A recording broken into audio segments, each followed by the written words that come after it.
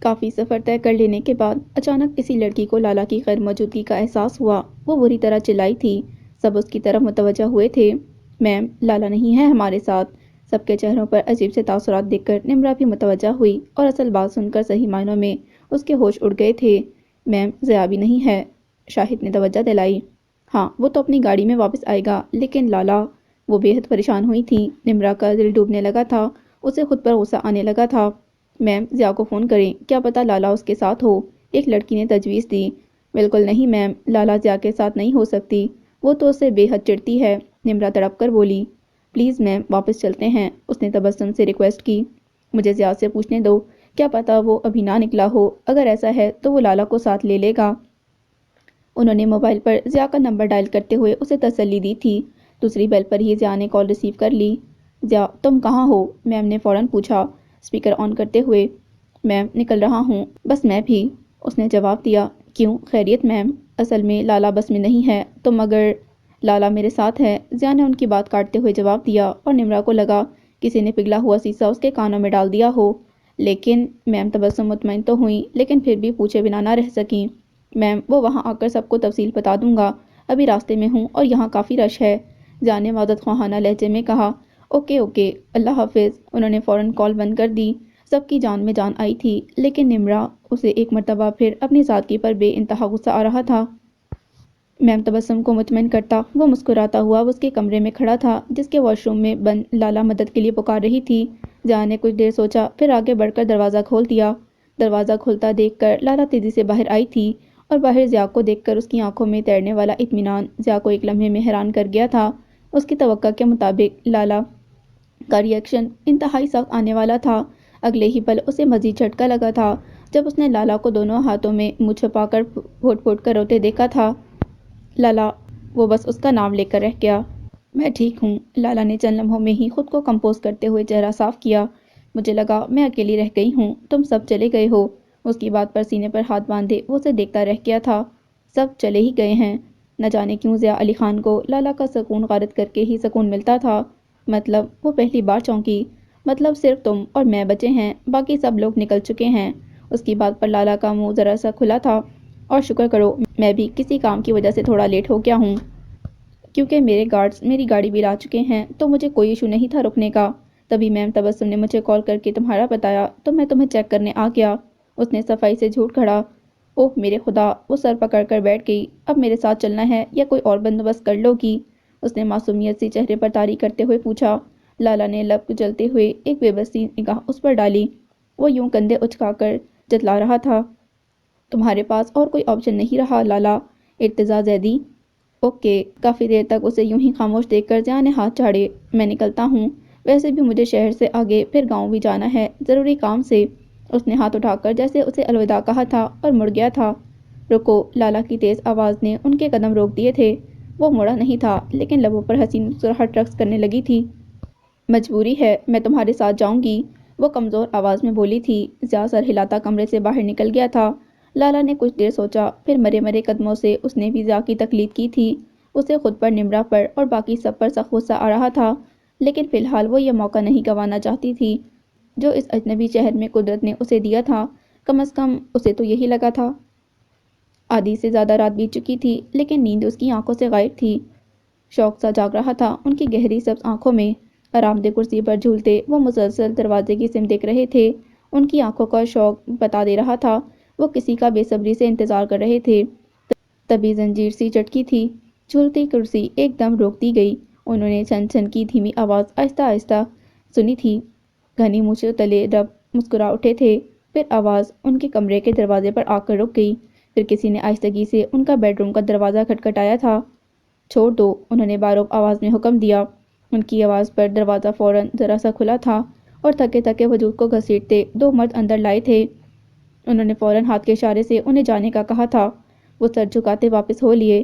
انہوں نے آگے بڑھ کر دروازہ لاک کر دیا، پھر دھیرے دھیرے چلتے اس کمزور وجود کے قریب آ ٹھہرے تھے جس کے لمبے بالوں نے اس کے چہرے تک کو ڈھانپ رکھا تھا۔ وہ کمزور سا وجود یوں ہانپ رہا تھا جیسے پیدل کوئی لمبی مسافت طے کر کے آیا ہو، یا پھر کافی مدت بعد چلا ہو۔ کیسی ہو؟ انہوں نے اسے کندھے سے تھام کر نرم لہجے میں پوچھا۔ کمزور وجود نے سختی سے آواز نکالتے ہوئے ان کے ہاتھ جھٹک دیے تھے۔ وہ بمشکل خود کو سنبھال پائے تھے۔ بلند آواز میں باعث سی گالی دیتے ہوئے انہوں نے اسے بالوں سے دبوچا۔ ان کے منہ سے اف تک نہ نکلی تھی۔ زرد لیکن خوبصورت چہرہ بالوں کے پردے سے آزاد ہو گیا تھا۔ وہ چند لمحے اسے دیکھتے رہے تھے۔ جب اس نے دوبارہ خود کو ان کی گرفت سے آزاد کروانے کی کوشش کی تھی۔ اف اف، انہوں نے گرفت مزید سخت کرتے ہوئے کہا۔ خوبصورت نیلی آنکھیں غصے سے انہیں دیکھنے لگی تھیں۔ رسی جل گئی پر بل نہیں گیا۔ انہوں نے اسے بالوں سے کھینچتے ہوئے اپنے قریب کر لیا تھا۔ یہی تو بات ہے سہراب علی خان، رسی ابھی جلی نہیں۔ ان کے سینے سے لگی بالکل بے بس سی وہ عورت بے حد مضبوط لہجے میں بولی تھی۔ اس کی آواز کے ساتھ ساتھ اس کی آنکھوں میں بھی بے خوفی تھی۔ تم نے تو بس کھیل شروع کیا ہے، مگر بھول گئے کچھ کھیل بہت لمبے چلتے ہیں، خاص کر زندگی کے کھیل، سازشوں کے کھیل۔ وہ منہ ان کے مزید قریب کر کے پھنکاری تھی۔ بس کمزور کمر کے گرد مضبوط بازو حمائل کرتے ہوئے انہوں نے اس کمزور سے وجود کو خود میں سمول لیا تھا۔ بس یہی ادا ہے تمہاری، وہ اس کی آنکھوں میں دیکھتے ہوئے محمول لہجے میں بولے۔ جس سہراب علی خان کے سامنے شیطان بھی خوف سے تھر تھر کانپتا ہے، تو اسے بولتی ہے شیرنی ہے قسم سے۔ وہ مسلسل اس کے شکنجے کو توڑنے کی کوشش کرنے لگی تھی۔ اسی وجہ سے، صرف اسی وجہ سے تجھے چھوڑ کر بھی تجھے بھول نہیں پایا میں، وہ اس کی ہر کوشش ناکام کرتے ہوئے بولے تھے۔ چل اب مجھے پریشان نہ کر، ویسے بھی اتنے سال اس کال کوٹری کے بعد اپنے پرانے بیڈ روم میں آ کر تمہیں کچھ تو یاد آیا ہوگا۔ اس کے پیروں سے بندھی زنجیر شور کرنے لگی تھی۔ بی بی نہ سہی، باندھی ہی سہی، پر میرے کمرے پر تمہارا حق ہمیشہ رہنے والا ہے۔ انہوں نے بھوکی نظروں سے اسے دیکھتے ہوئے بیڈ پر اچھال دیا تھا۔ میں تھوکتی ہوں سہراب خان تجھ پر، تجھ سے جڑی ہر شے پر، تھو، اس نے نڈر لہجے میں کہتے ہوئے ان کے چہرے پر تھوکا تھا۔ سہراب علی خان نے آستین سے چہرہ صاف کرتے ہوئے غضبناک نظروں سے اسے گھورا تھا اور پھر ایسے اس کمزور وجود پر پل پڑے جیسے شیر اپنے شکار پر۔ نہ جانے کتنے سالوں بعد حویلی ایک مرتبہ پھر اس کی دردناک چیخوں اور زنجیر کے شور سے گونج اٹھی تھی۔ ریسٹورنٹ کی کھلی چھت پر کونے کی ٹیبل پر بیٹھا وہ کپل بے حد حسین تھا، تبھی آتے جاتے لوگوں کی توجہ کھینچ رہا تھا۔ اوپر سے خاموشی سے اسے تکتی امن۔ مجھے گھورنا بند کرو پلیز، دونوں ہاتھوں کی پوائنٹر فنگر ملا کر ہونٹوں پر رکھتے ہوئے اس نے جیسے درخواست کی تھی۔ کم آن باری، تم شرما رہے ہو، امن کھلکھلا دی۔ اسے خود اتنا اچھا لگ رہا تھا باریال کو ایسے تکتے رہنا، اور اس کی حیا سے بوجھل ہوتی آنکھیں اور چھیپتا انداز۔ غیرت دار پٹھان ہوں یار، اس کی بات پر وہ بھی دھیرے سے مسکرا دیا۔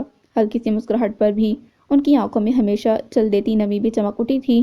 سحر سا طاری ہوا تھا، امن اسے دیکھتی چلی گئی تھی۔ کچھ تو شرم کرو یار، اب کی بار باریال نے ٹیبل بجاتے ہوئے رخ پھیرتے ہوئے کہا تھا، اور اس کی اس ادا پر امن ہنستی چلی گئی۔ میرے خیال میں مجھے چلنا چاہیے، وہ خفا خفا سا اٹھ کھڑا ہوا۔ باریال باریال، امن بھی فوراً اٹھ کھڑی ہوئی۔ اچھا سوری سوری، پکا، وہ سوالیہ نظروں سے اسے دیکھتے ہوئے بولا۔ 100%، وہ واقعی شرمندہ تھی۔ باریال دوبارہ بیٹھ گیا۔ توبہ ہے باری، تم تو ناراض بھی لڑکیوں کی طرح ہوتے ہو، وہ پھر ہنس رہی تھی۔ میں واقعی چلے جاؤں گا امن، اسے یوں ہی غیر سنجیدہ دیکھ کر اس نے دھمکی دی، جو فوراً اثر کر گئی۔ امن خاموشی سے ٹیبل بجانے لگی۔ اب ہم کیا وہ بات کر لیں جس کے لیے محترمہ نے مجھے یہاں بلایا ہے؟ کچھ دیر خاموش رہنے کے بعد باریال نے کہا تو امن کے یاقوتی لبوں پر مسکراہٹ سی پھیل گئی۔ آج کا دن کتنا خوبصورت ہے نا، وہ دونوں ہاتھوں پر تھوڑی جماتے ہوئے بولی۔ موسم واقعی بے حد خوبصورت تھا۔ ایک دم سے گھر کر آنے والے کالے بادلوں نے دن کو شام سی خوبصورتی عطا کی تھی۔ اوپر سے کنمن برستی رم جھم، سب کچھ جیسے نکھر سا گیا تھا۔ دن تو سبھی خوبصورت ہوتے ہیں، باریال نے اس کی بات کا جواب دیا تو اس کا منہ بن گیا۔ توبہ باریال، تم کتنے بور ہو، وہ چڑھ گئی تھی۔ سچی؟ باریال خوش ہوا۔ تو میں چلوں؟ فوراً اجازت چاہی۔ باری اب کی بار وہ واقعی ناراض ہونے لگی تھی۔ امن پلیز جلدی بتاؤ جو کہنا ہے، دیدے میرا انتظار کر رہی ہوں گی، اس نے گھڑی دیکھتے ہوئے اس کی ناراضگی کی پرواہ نہ کرتے ہوئے کہا۔ امن کچھ دیر اسے یوں ہی ناراض نظروں سے گھورتی رہی۔ واٹ؟ باریال نے سوالیہ انداز میں کندھے اچکائے۔ امن نے کچھ دیر خاموشی سے اسے دیکھا، پھر ایک گہری سانس لے کر خود کو جیسے کمپوز کیا اور پرس سے ایک مخملی سرخ کیس نکال کر اس کے سامنے رکھ دیا۔ باریال نے پہلے کیس اور پھر اس کی طرف سوالیہ نظروں سے دیکھا۔ کھولو تو، امن مسکرائی۔ باریال نے سر ہلاتے ہوئے بایاں ہاتھ آگے بڑھا کر کیس اوپن کر دیا۔ ہیرے کی خوبصورت انگوٹھی جلملا رہی تھی۔ یہ، وہ حیران سا امن کو دیکھنے لگا۔ مجھ سے شادی کرو گے باریال؟ ہیرے کی انگوٹھی کی ساری جھلملاہٹ اس وقت جیسے امن کی آنکھوں میں جا سمائی تھی۔ باریال بت بنا اسے دیکھتا رہ گیا۔ گیٹ اس قدر زوردار آواز سے کھلا تھا کہ اقرا اور حمزہ دونوں دوڑتے ہوئے باہر آئے۔ زرینہ بیگم تھیں، چہرے پر شدید غصہ رقم تھا۔ اقرا اور حمزہ دونوں نے ایک دوسرے کو سوالیہ نظروں سے دیکھا تھا۔ جیسے ایک دوسرے سے آنکھوں آنکھوں میں ان کے غصے کی وجہ پوچھ رہے ہوں۔ ہائے اقرا، پانی پلا ٹھنڈا۔ ماتھے پر ہاتھ مارتی وہ صحن میں رکھے تخت پر بیٹھتے ہوئے بولی۔ اقرا فوراً کچن کی طرف بھاگی۔ حمزہ ماں کے قریب چلا آیا۔ کیا ہوا امی، آپ تو مارکیٹ گئی تھی نا؟ حمزہ نے پریشانی سے پوچھا۔ مارکیٹ کے لیے ہی نکلی تھی، لیکن پھر اماں کی طرف چلی گئی، نظریں چراتے ہوئے، جیسے انہوں نے اپنا جھوٹ بھی چھپایا تھا۔ لیکن حمزہ فوراً بات کی تہہ تک پہنچ گیا تھا۔ انہیں مارکیٹ کا کہہ کر وہ نانوں کی طرف ہی گئی تھیں تاکہ حمزہ وہاں نہ جا سکے۔ وہاں جا کر انہیں لالا کے ٹور پر جانے کا پتہ چلا ہوگا اور یہ سارا نزلہ اب اس پر گرنے والا تھا۔ وہ بددل ہو کر اٹھنے لگا تھا۔ اور سنو، اسے اٹھتا دیکھ کر انہوں نے فوراً تیزی دکھائی۔ وہ اپنی لالا جس کی بڑی تعریفیں کرتے ہو نا تم، اسلام آباد پہنچی ہوئی ہے، وہ بھی اکیلی، اتنے مردوں کے ساتھ۔ دونوں ہاتھوں سے بین کرتی وہ اسے بریکنگ نیوز دے رہی تھیں۔ حمزہ لب کاٹنے لگا، جبکہ پانی کا گلاس لاتی اقرا کا بھی دل سخت برا ہوا تھا۔ ہائے ہائے، میرے بھائی کی روح کو مر کر بھی چین نہیں لینے دیں گے یہ لوگ، وہ اونچی آواز میں بین کرنے لگی۔ حمزہ گیٹ کی طرف بڑھا۔ لکھوا لو، یہ بیوی میرے بھائی کی عزت کو داغدار کر کے ہی رہے گی۔ حمزہ کو باہر جاتا دیکھ کر ان کی آواز مزید بلند ہو گئی۔ حمزہ تیزی سے گیٹ کراس کرتا باہر نکل گیا۔ مجال ہے جو ان کے خلاف کچھ سن لے۔ فوراً آواز معمول پر آئی۔ اور تو ادھر مر۔ اقرا کو گھوری دکھائی، وہ فوراً قریب آئی۔ اب صرف پانی پر ہی ٹرخائز کی، جا کر چائے بنا۔ گلاس لیتے ایک دھپ اس کے کمر پر رسید کی۔ وہ بیچاری کمر سہلاتی اندر چلی گئی۔ کچھ نہ کچھ تو کرنا پڑے گا اس لالا بی بی کا جادو حمزہ کے سر سے اتارنے کے لیے۔ ان کی سوئی اب بھی لالا پر ہی اٹکی ہوئی تھی۔ ضیاء گاڑی تیز چلا رہا تھا، لیکن لالا بھی خاموشی سے بیٹھی ہوئی تھی۔ اسے لگ رہا تھا ضیاء جان بوجھ کر صرف اسے تنگ کرنے کے لیے گاڑی تیز چلا رہا تھا۔ ایک تو بیٹھی فرنٹ سیٹ پر تھی، سامنے سے آتی ہر چیز اسے خود سے ٹکراتی محسوس ہوئی۔ دل دھڑک دھڑک جاتا، لیکن پھر بھی خاموش بیٹھی رہی۔ وہ کسی طور خود کو کمزور ثابت نہیں کرنا چاہتی تھی۔ ضیاء کے تینوں گن مین پچھلی سیٹ پر براجمان تھے۔ وہ گاہے بگاہے ان پر بھی ڈری ڈری نظر ڈال لیتی، لیکن وہ سب مکمل طور پر باہر متوجہ تھے۔ لالا نے ایک مرتبہ بھی ان کو اپنی طرف متوجہ نہیں پایا تھا۔ ضیاء بھی فی الحال تو خاموش ہی رہا۔ یہ چیز بھی اسے مطمئن کر رہی تھی۔ صرف چند منٹ کی ڈرائیو کے بعد ہی وہ اسلام آباد سے نکل آئے تھے اور موسم بھی نہایت سہانا ہونے لگا تھا۔ ایک دم سے گھر کر آنے والے بادل اور ننھی منھی گند من ضیاء نے ہاتھ آگے کر کے پلیئر آن کر دیا۔ نصرت فتح علی خان کی آواز نے ماحول میں ایک دم سحر طاری کیا تھا۔ لالا نہ جانے کیوں مزید سمٹ گئی تھی اور ضیاء نہیں سمجھ پا رہا تھا وہ کس لیے زیادہ خوشی محسوس کر رہا تھا، لالا کے ساتھ ہونے کے لیے یا باجی کی منزل کے بے حد قریب ہونے کے لیے۔ وہ سمجھ نہیں پا رہا تھا، ایک موسم اور دوسرا مدھم موسیقی اور بادشاہ سر کی آواز، وہ جیسے کسی سحر کے حصار میں محصور ہوا جا رہا تھا۔ میوزک تیز ہوا تھا۔ لالا نے اچانک ہی ضیاء کی طرف دیکھا اور وہ اس کی طرف دیکھ رہا تھا۔ وہ بری طرح چینپ گئی۔ تم اسے بند کر کے نہیں چلا سکتے کیا گاڑی؟ وہ غصے سے بولی۔ چلا سکتا ہوں، لیکن اس طرح تھکوں گا نہیں نا، وہ مسکرایا۔ تم نے سنا نہیں، میوزک روح کو تازہ دم کر دیتا ہے۔ ساتھ ہی لالا کی معلومات میں بھی اضافہ کیا گیا۔ ابھی تو یہ مجھے تھکا رہا ہے، سر میں درد ہونے لگا ہے، اس نے منہ بناتے ہوئے کہا۔ اوہ تو یوں بتاؤ نا، وہ پریشان ہو گیا۔ فوراً میوزک آف کر دیا۔ یہاں کچھ دور ایک کیفے ہے، کہو تو پانی پینے رک جاتے ہیں۔ اس کی آفر پر لالا سوچ میں پڑ گئی تھی۔ بالکل فریش ہو جاؤ گی، وہ اس کی طرف دیکھتے ہوئے گاڑی کی سپیڈ کم کرتے ہوئے بولا۔ لیکن وہ بیک ویو مرر میں اس کے گن مین کو دیکھتے ہوئے کچھ کہتے ہوئے ٹھٹکی۔ ضیاء نے اس کی حرکت نوٹ کر لی تھی۔ تم لوگ گاڑی کے پاس ہی رہنا، ہم بس کافی پی کر آتے ہیں۔ وہ ایک خوبصورت ہوٹل کے اوپن یارڈ کیفے تھا جس طرف اس نے گاڑی موڑتے ہوئے اپنے آدمیوں کو ہدایت دی تھی، یا پھر پچھلی طرف ہوٹل سائٹ پر جا کر تم لوگ بھی کچھ کھا پی لینا، میں پے کر دوں گا۔ دوسرے ہی لمحے اس کی دوستانہ نیچر امڑ آئی تھی۔ جی خان، ایک آدمی نے مؤدب لہجے میں جواب دیا، اور گاڑی سے نکلتے وقت لالا بالکل بھی دیکھ نہیں پائی تھی کہ ضیاء نے اپنا فون اس آدمی کو پکڑا دیا تھا۔ ان دونوں کے درمیان کتنے ہی پل خاموشی سے سرک گئے تھے۔ امن باریال کو دیکھ رہی تھی اور باریال ٹیبل پر پڑی اس قیمتی انگوٹھی کو۔ بارش کی ننھی رم جم ان دونوں کو بھگونے لگی تھی۔ لوگ تیزی سے نیچے جانے لگے تھے، لیکن وہ دونوں جیسے سمے کی چھڑی سے بت بنے رہ گئے تھے۔ باریال حیرت اور بے یقینی کے سمندر میں غوطہ زن تھا، تو امن جیسے حیات گل کی تمام تر خوشیوں سے دامن سمیٹنے کے لیے بے قرار۔ وقت نے رفتار کی لگام ایک دم سے کھینچی تھی۔ کائنات کی ہر چیز جیسے ان دونوں کے مقدر کے فیصلے کی منتظر تھی۔ ان دونوں میں سے ہر ایک کو کیا ملنے والا تھا؟ وصال، قبولیت، محبت یا ہجر کی کالی سیاہی؟ دکھ اور فاصلے اور وقت کی آنکھ نے یہ بھی دیکھ لیا تھا کہ امن کی آنکھوں میں صرف خوشی تھی، انتظار تھا، وصل کا، قبولیت کا، محبت کا، لیکن ہجر، دکھ اور فاصلوں کا خوف نہیں تھا، اور اسے لگا یہی غلط تھا۔ اس قدر اعتماد تو اچھا نہیں ہوتا۔ قسمت یہیں پر تو دھوکہ دے جاتی ہے اور سوچ کے بالکل الٹ ہو جاتی ہے۔ باریال، امن کی آواز پر وہ فوراً اس کی طرف متوجہ ہوا۔ میں نے اتنا مشکل سوال تو نہیں پوچھا۔ وہ مسکراتے ہوئے چمکتی آنکھوں سے اسے دیکھتے ہوئے بولی، یہ کافی اچانک نہیں امن؟ وہ سر کے پیچھے ہاتھ باندھتا کرسی کی پشت سے ٹیک لگا گیا، جیسے خود کو ریلیکس کر رہا ہو۔ So what? وہ آگے کو جھکی۔ کیا تمہارے لیے یہ کافی نہیں کہ امن سکندر تمہیں تو خود پرپوز کر رہی ہے؟ اس کی آواز میں غرور سا سما گیا تھا۔ باریال نے گہری نظر اس کے چہرے پر ڈالی، پھر بایاں ہاتھ آگے بڑھا کر وہ ننھا سا کیس بند کر دیا اور آہستگی سے واپس اس کی طرف گھسکا دیا۔ میں ابھی اس سب کے لیے تیار نہیں ہوں، مجھے سوچنے کا وقت دو، اس نے سادہ لہجے میں کہا، لیکن امن کے چہرے پر پھیلتی ناگواری بے حد واضح تھی۔ وٹ ڈو یو مین باریال ولی خان؟ غصے سے اس کی سفید بے داغ سکن پر سب رگوں کا جال تن سا گیا تھا۔ امن سکندر، اس ملک کے بزنس ٹائکون سکندر خان کی بیٹی کا پرپوزل قبول کرنے کے لیے تمہیں سوچنا پڑے گا۔ وہ غصے میں آپے سے باہر ہو گئی تھی۔ ٹیبل پر دھرے خوبصورت قیمتی برتنوں کو زوردار ہاتھ مار کر نیچے گرا دیا گیا۔ باریال بھی اٹھ کھڑا ہوا، اس کی خوبصورت چمکتی آنکھوں میں اب تعصب کا رنگ نمایاں تھا۔ دو تین بیرے دوڑتے ہوئے وہاں آئے تھے۔ تم واقعی ٹھیک کہہ رہی ہو امن؟ وہ دھیرے دھیرے چلتے اس کے قریب آ ٹھہرا۔ امن کی آنکھوں میں ایک مرتبہ پھر امید سی لہرائی۔ مجھے سوچنے کی بھی غلطی نہیں کرنی چاہیے۔ وہ ایک مرتبہ پھر اسے پاتال کی گہرائیوں میں دھکا دے رہا تھا۔ سوری، میں تم سے شادی نہیں کر سکتا، اس نے صاف انکار کر دیا، اور امن دکھ سے ابھی اسے دیکھتی اچانک ہی جھول کر زمین پر آ گری۔ اسے سنبھالنے کے لیے سب سے پہلے آگے بڑھنے والا مرد بھی باریال ولی خان ہی تھا۔ کافی ختم ہونے تک ضیاء بالکل خاموش رہا تھا۔ لالا نے دیکھا تھا وہ اس کی طرف بالکل بھی متوجہ نہیں رہا، ارد گرد کے نظاروں میں ہی کھویا رہا۔ اس کے دل میں ضیاء کے لیے شدید چڑ آہستہ آہستہ پسندیدگی میں بدلنے لگی۔ آج تو وہ یہ ماننے پر مجبور ہو گئی تھی کہ نمرا بالکل ٹھیک تھی، ضیاء اس قدر برا آدمی نہیں جتنا وہ سمجھتی تھی۔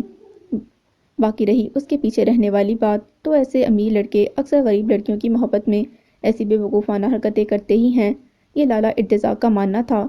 تو کیا ضیاء مجھ سے محبت کرتا ہے؟ اپنی ہی سوچوں پر وہ بری طرح چونکی تھی۔ دل اچانک ہی بے قابو سا ہوا تھا۔ ایک گہری نگاہ ضیاء پر ڈال کر وہ اس کی طرف متوجہ نہیں تھا۔ بلیک شلوار قمیض میں ملبوس اس کی شخصیت بے حد اجلی تھی، ہلکے بھورے روئے پر بندھا وہ دھاگا، لالا نے اعتراف کیا، وہ اسے بے حد سوٹ کرتا تھا۔ اچانک ہی ضیاء نے اس کی طرف دیکھا تھا اور لالا کو لگا اس سے پہلے اس قدر خوبصورت آنکھیں اس نے کبھی نہیں دیکھی تھیں، کچھ سرمئی سی یا بادامی سی یا جھلملاتی سنہری۔ وہ اس کی آنکھوں کا رنگ نہ جان سکی تھی۔ تم مجھے گاڑی میں بھی یوں ہی دیکھ سکتی ہو، میں مائنڈ نہیں کروں گا، وہ اٹھتے ہوئے وہی دوستانہ مسکراہٹ چہرے پر سجاتے ہوئے بولا تو وہ بے اختیار جھنپ گئی تھی۔ نہیں میں تو، وہ بول نہ سکی، مذاق کر رہا تھا، اس نے فوراً وضاحت دی۔ چلیں؟ اور پوچھا۔ ہاں، وہ نظریں جھکائے اپنا پرس اٹھاتی گاڑی کی طرف بڑھ گئی۔ ضیاء اندر کاؤنٹر کی طرف بڑھ گیا۔ اس کے اندر آتے ہی اس کے خاص آدمی نے اس کا موبائل اسے تھما دیا تھا۔ خان، بل ادا کر دیا میں نے، اس نے مؤدب لہجے میں کہا۔ تم لوگ چلو، میں آیا، اس نے حکم دیا اور اس کے جاتے ہی تیزی سے موبائل پر ہاتھ چلانے لگا تھا۔ وہ گھر پہنچی تو کھانے کا وقت ہو رہا تھا۔ امی اسے فریش ہو کر آنے کا کہہ کر گئیں تو وہ جلدی سے واٹس ایپ آن کر کے بیٹھ گئی۔ گھر پہنچنے کا سٹیٹس بھی تو لگانا تھا۔ سٹیٹس لگا کر اس نے یوں ہی سرسری نگاہ نیچے فریش لگے دوستوں کے سٹیٹس پر ڈالی تھی۔ سب سے نئی اپ ڈیٹ ضیاء علی خان کی تھی۔ اس نے کچھ سوچتے ہوئے اس پر کلک کر دیا تھا اور اگلے ہی پل وہ اچھل ہی پڑی۔ یہ ایک اوپن کیفے کا منظر تھا، ضیاء علی خان اور لالا ایک ساتھ، اسے اپنی آنکھوں پر یقین نہیں آ رہا تھا۔ تصویر کے بعد تصویر بدل رہی تھی۔ میرے ساتھ ایک کپ کافی پینا پسند کرو گی؟ ضیاء کا مسکراتا ایک دم صاف لہجہ۔ اگر تم نے پھر کبھی ضیاء علی خان کا نام لیا تو ہماری دوستی ختم۔ اتنے سادہ نظر آنے والے لوگ اتنے مکار کیسے ہو سکتے ہیں؟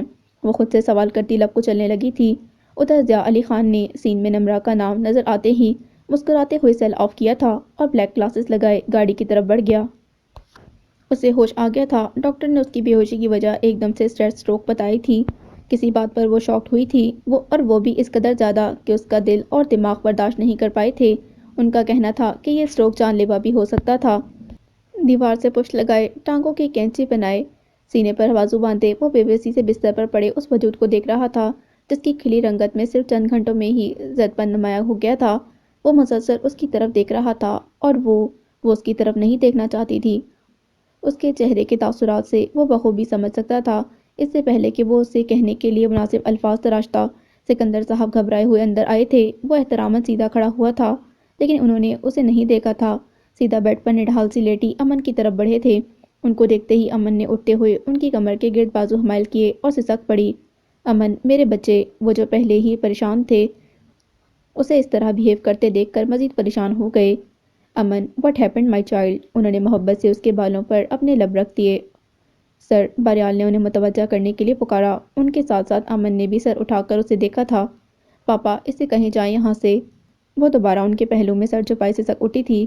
لیکن بات کیا ہے میری جان؟ وہ ناسمجھی سے کبھی باریال تو کبھی روتی بلکتی امن کو دیکھتے۔ سر، باریال کچھ کہنے ہی لگا تھا کہ امن نے چلا کر اسے روک دیا۔ چلے جاؤ یہاں سے باریال۔ امن پلیز۔ وہ امن کے قریب آیا۔ گیٹ لاسٹ باریال، لیو ناؤ، وہ چلائی تھی۔ سکندر نے آنکھوں ہی آنکھوں میں باریال کو اشارہ کیا۔ اس نے ایک بے بس سی نگاہ امن پر ڈالی اور پھر تیز قدموں سے باہر نکلتا چلا گیا۔ لالا کے لاکھ منع کرنے کے باوجود بھی ضیا خود اسے چھوڑنے اس کے گھر تک آیا تھا۔ گھر سے ایک دو گلیاں دور ہی وہ ایک دم رک گئی تھی۔ آگے میں خود چلی جاؤں گی، تم جاؤ، اس کے ہاتھ سے اپنا سفری بیگ تقریباً چھینتے ہوئے اس نے کہا۔ کیوں؟ کیا پرابلم ہے؟ ضیا کو برا لگا۔ گھر تک چھوڑ دیتا ہوں، ورنہ یہ آوارہ لڑکے تو یہ کام کر کے ہی دیں گے۔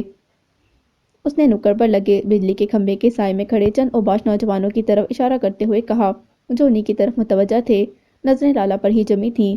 تم نہیں سمجھو گے ضیا، بس پلیز تم جاؤ، میں چلی جاؤں گی۔ وہ کبھی رسک نہیں لینا چاہتی تھی۔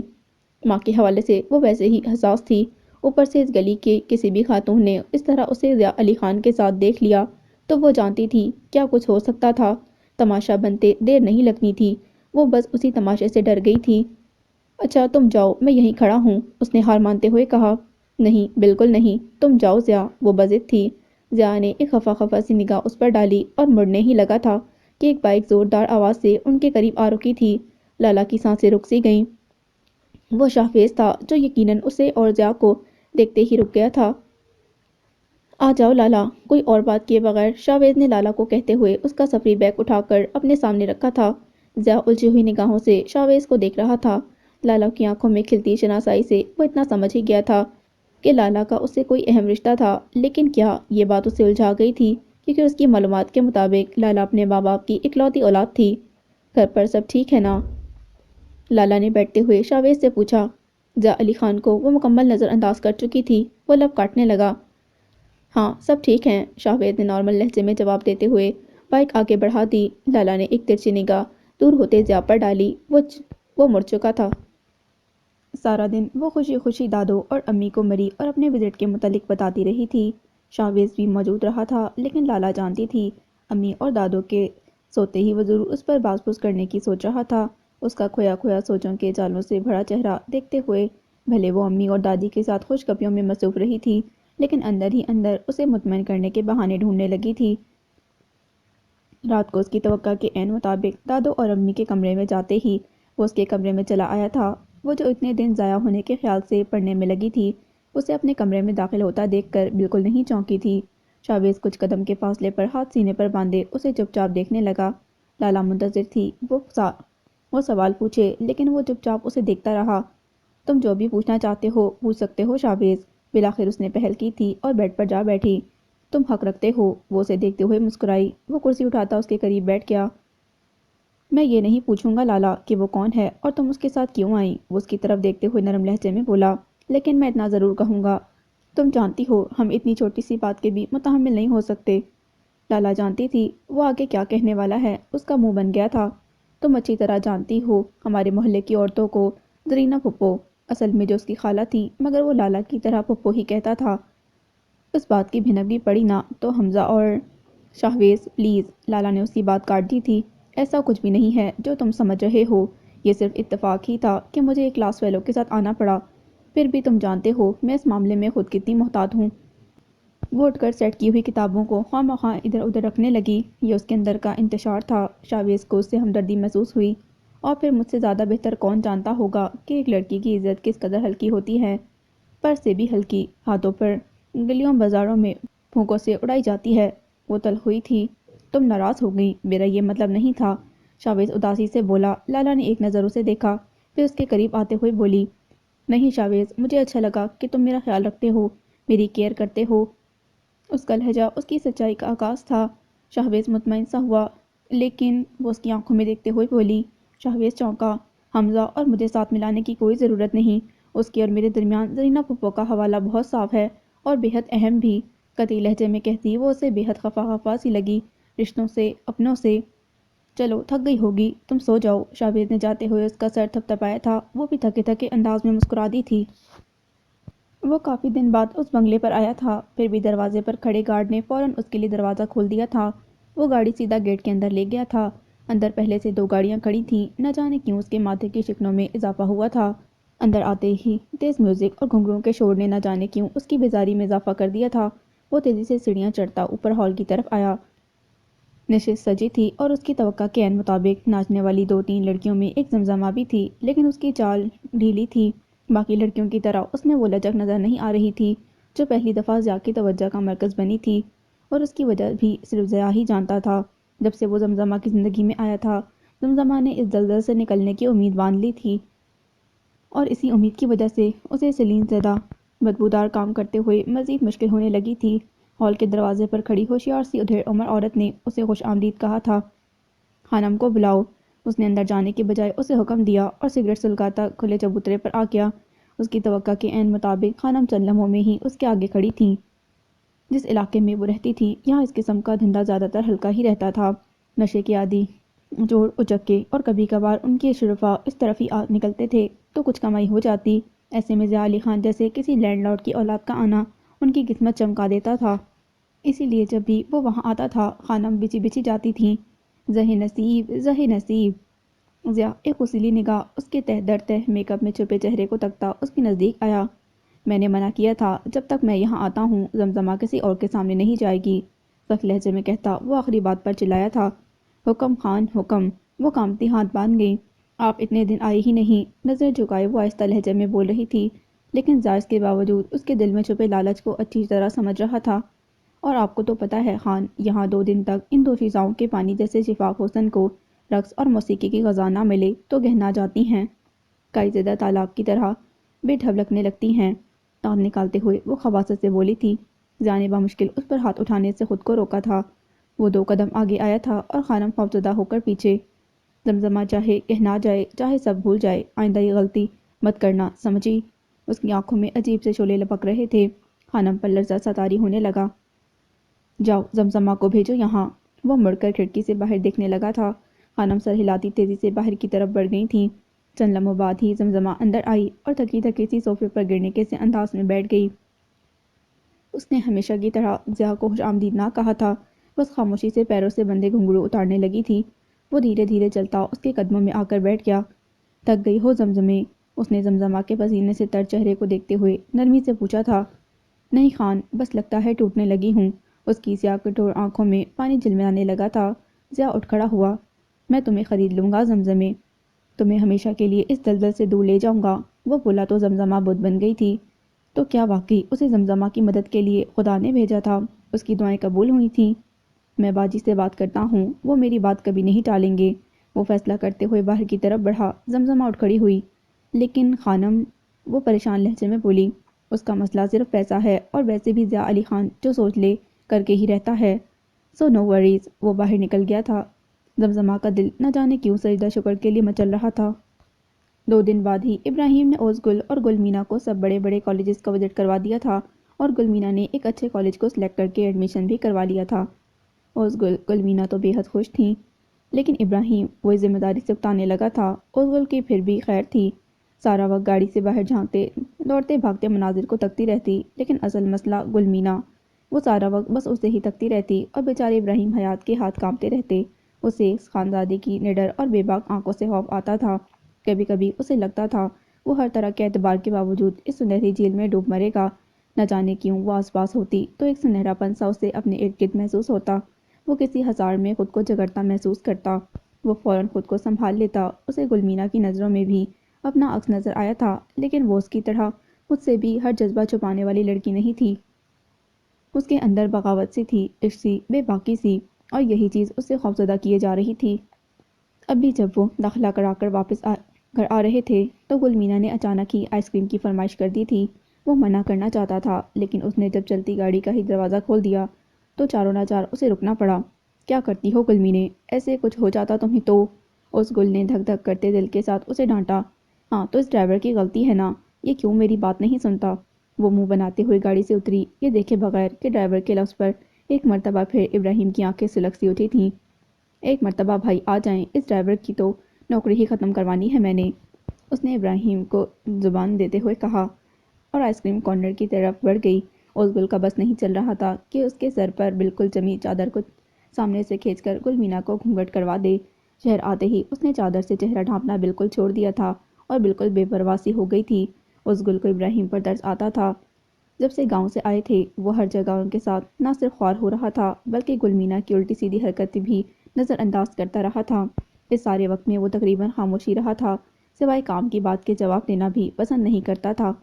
مجھے لگتا ہے آج مجھے باجی کو فون کر کے تمہاری کچھ تو خیر خبر دینی ہی چاہیے، ورنہ ساری حدود ہی بھول جاؤ گی تم۔ گاڑی میں واپس بیٹھتے ہی ازگل نے اسے ڈرانے کی کوشش کی۔ آپ کو یہ زحمت کرنے کی ضرورت نہیں، میں آج خود باجی کو بتا دوں گی سب۔ اگر آج بھی ضیاء نہ آئے تو دیکھنا میں کیا کرتی ہوں۔ الٹا وہ منہ بسوڑنے لگی تھی۔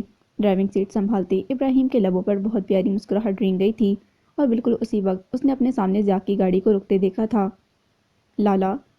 ضیاء کو گاڑی سے اترتا دیکھ کر گل مینا چیختے ہوئے گاڑی سے اتری اور بھاگ کر بھائی سے لپٹ گئی۔ ضیاء نے دایاں بازو بہن کے کندھے پر پھیلایا تھا۔ ابراہیم بھی فوراً باہر آیا اور ازگل نے بھی ان کی پیروی کی تھی۔ بھائی شکر ہے آپ آ گئے، ہمیشہ کی طرح گل مینا فوراً سٹارٹ ہوئی تھی۔ ابراہیم ضیاء سے ہاتھ ملاتا وہیں ٹھہر گیا۔ ازگل بس دونوں کو دیکھ کر رہ گئی۔ اسے اب گل مینا کے خاموش ہونے تک چپ ہی رہنا تھا، ورنہ آپ کے اس ڈرائیور اور اس کی بڑی بہن، ازگل کو دیکھ کر بڑی بڑی آنکھیں مزید بڑی ہوئی تھیں، ان دونوں نے مجھے تنگ کر دیا تھا، بڑے ماں سے شکایت کی گئی۔ ابراہیم کا منہ بنا اور ضیاء کا کہکا بے ساختہ تھا۔ آپ ہنس رہے ہیں؟ مینے کو غصہ آنے لگا۔ ہاں، کیونکہ یہ میرا ڈرائیور نہیں، میرا دوست ہے، ابراہیم حیات، اس نے ہنستے ہوئے وضاحت کی تھی۔ مینے نے چونک کر ابراہیم کی طرف دیکھا، وہ بتاتی نظروں سے اسے ہی دیکھ رہا تھا۔ جب سے ہسپتال سے آئے تھے امن کی حالت نے انہیں پریشان کر کے رکھ دیا تھا، نہ وہ انہیں کچھ بتا رہی تھی نہ ہی وہ خود کچھ سمجھ پا رہے تھے۔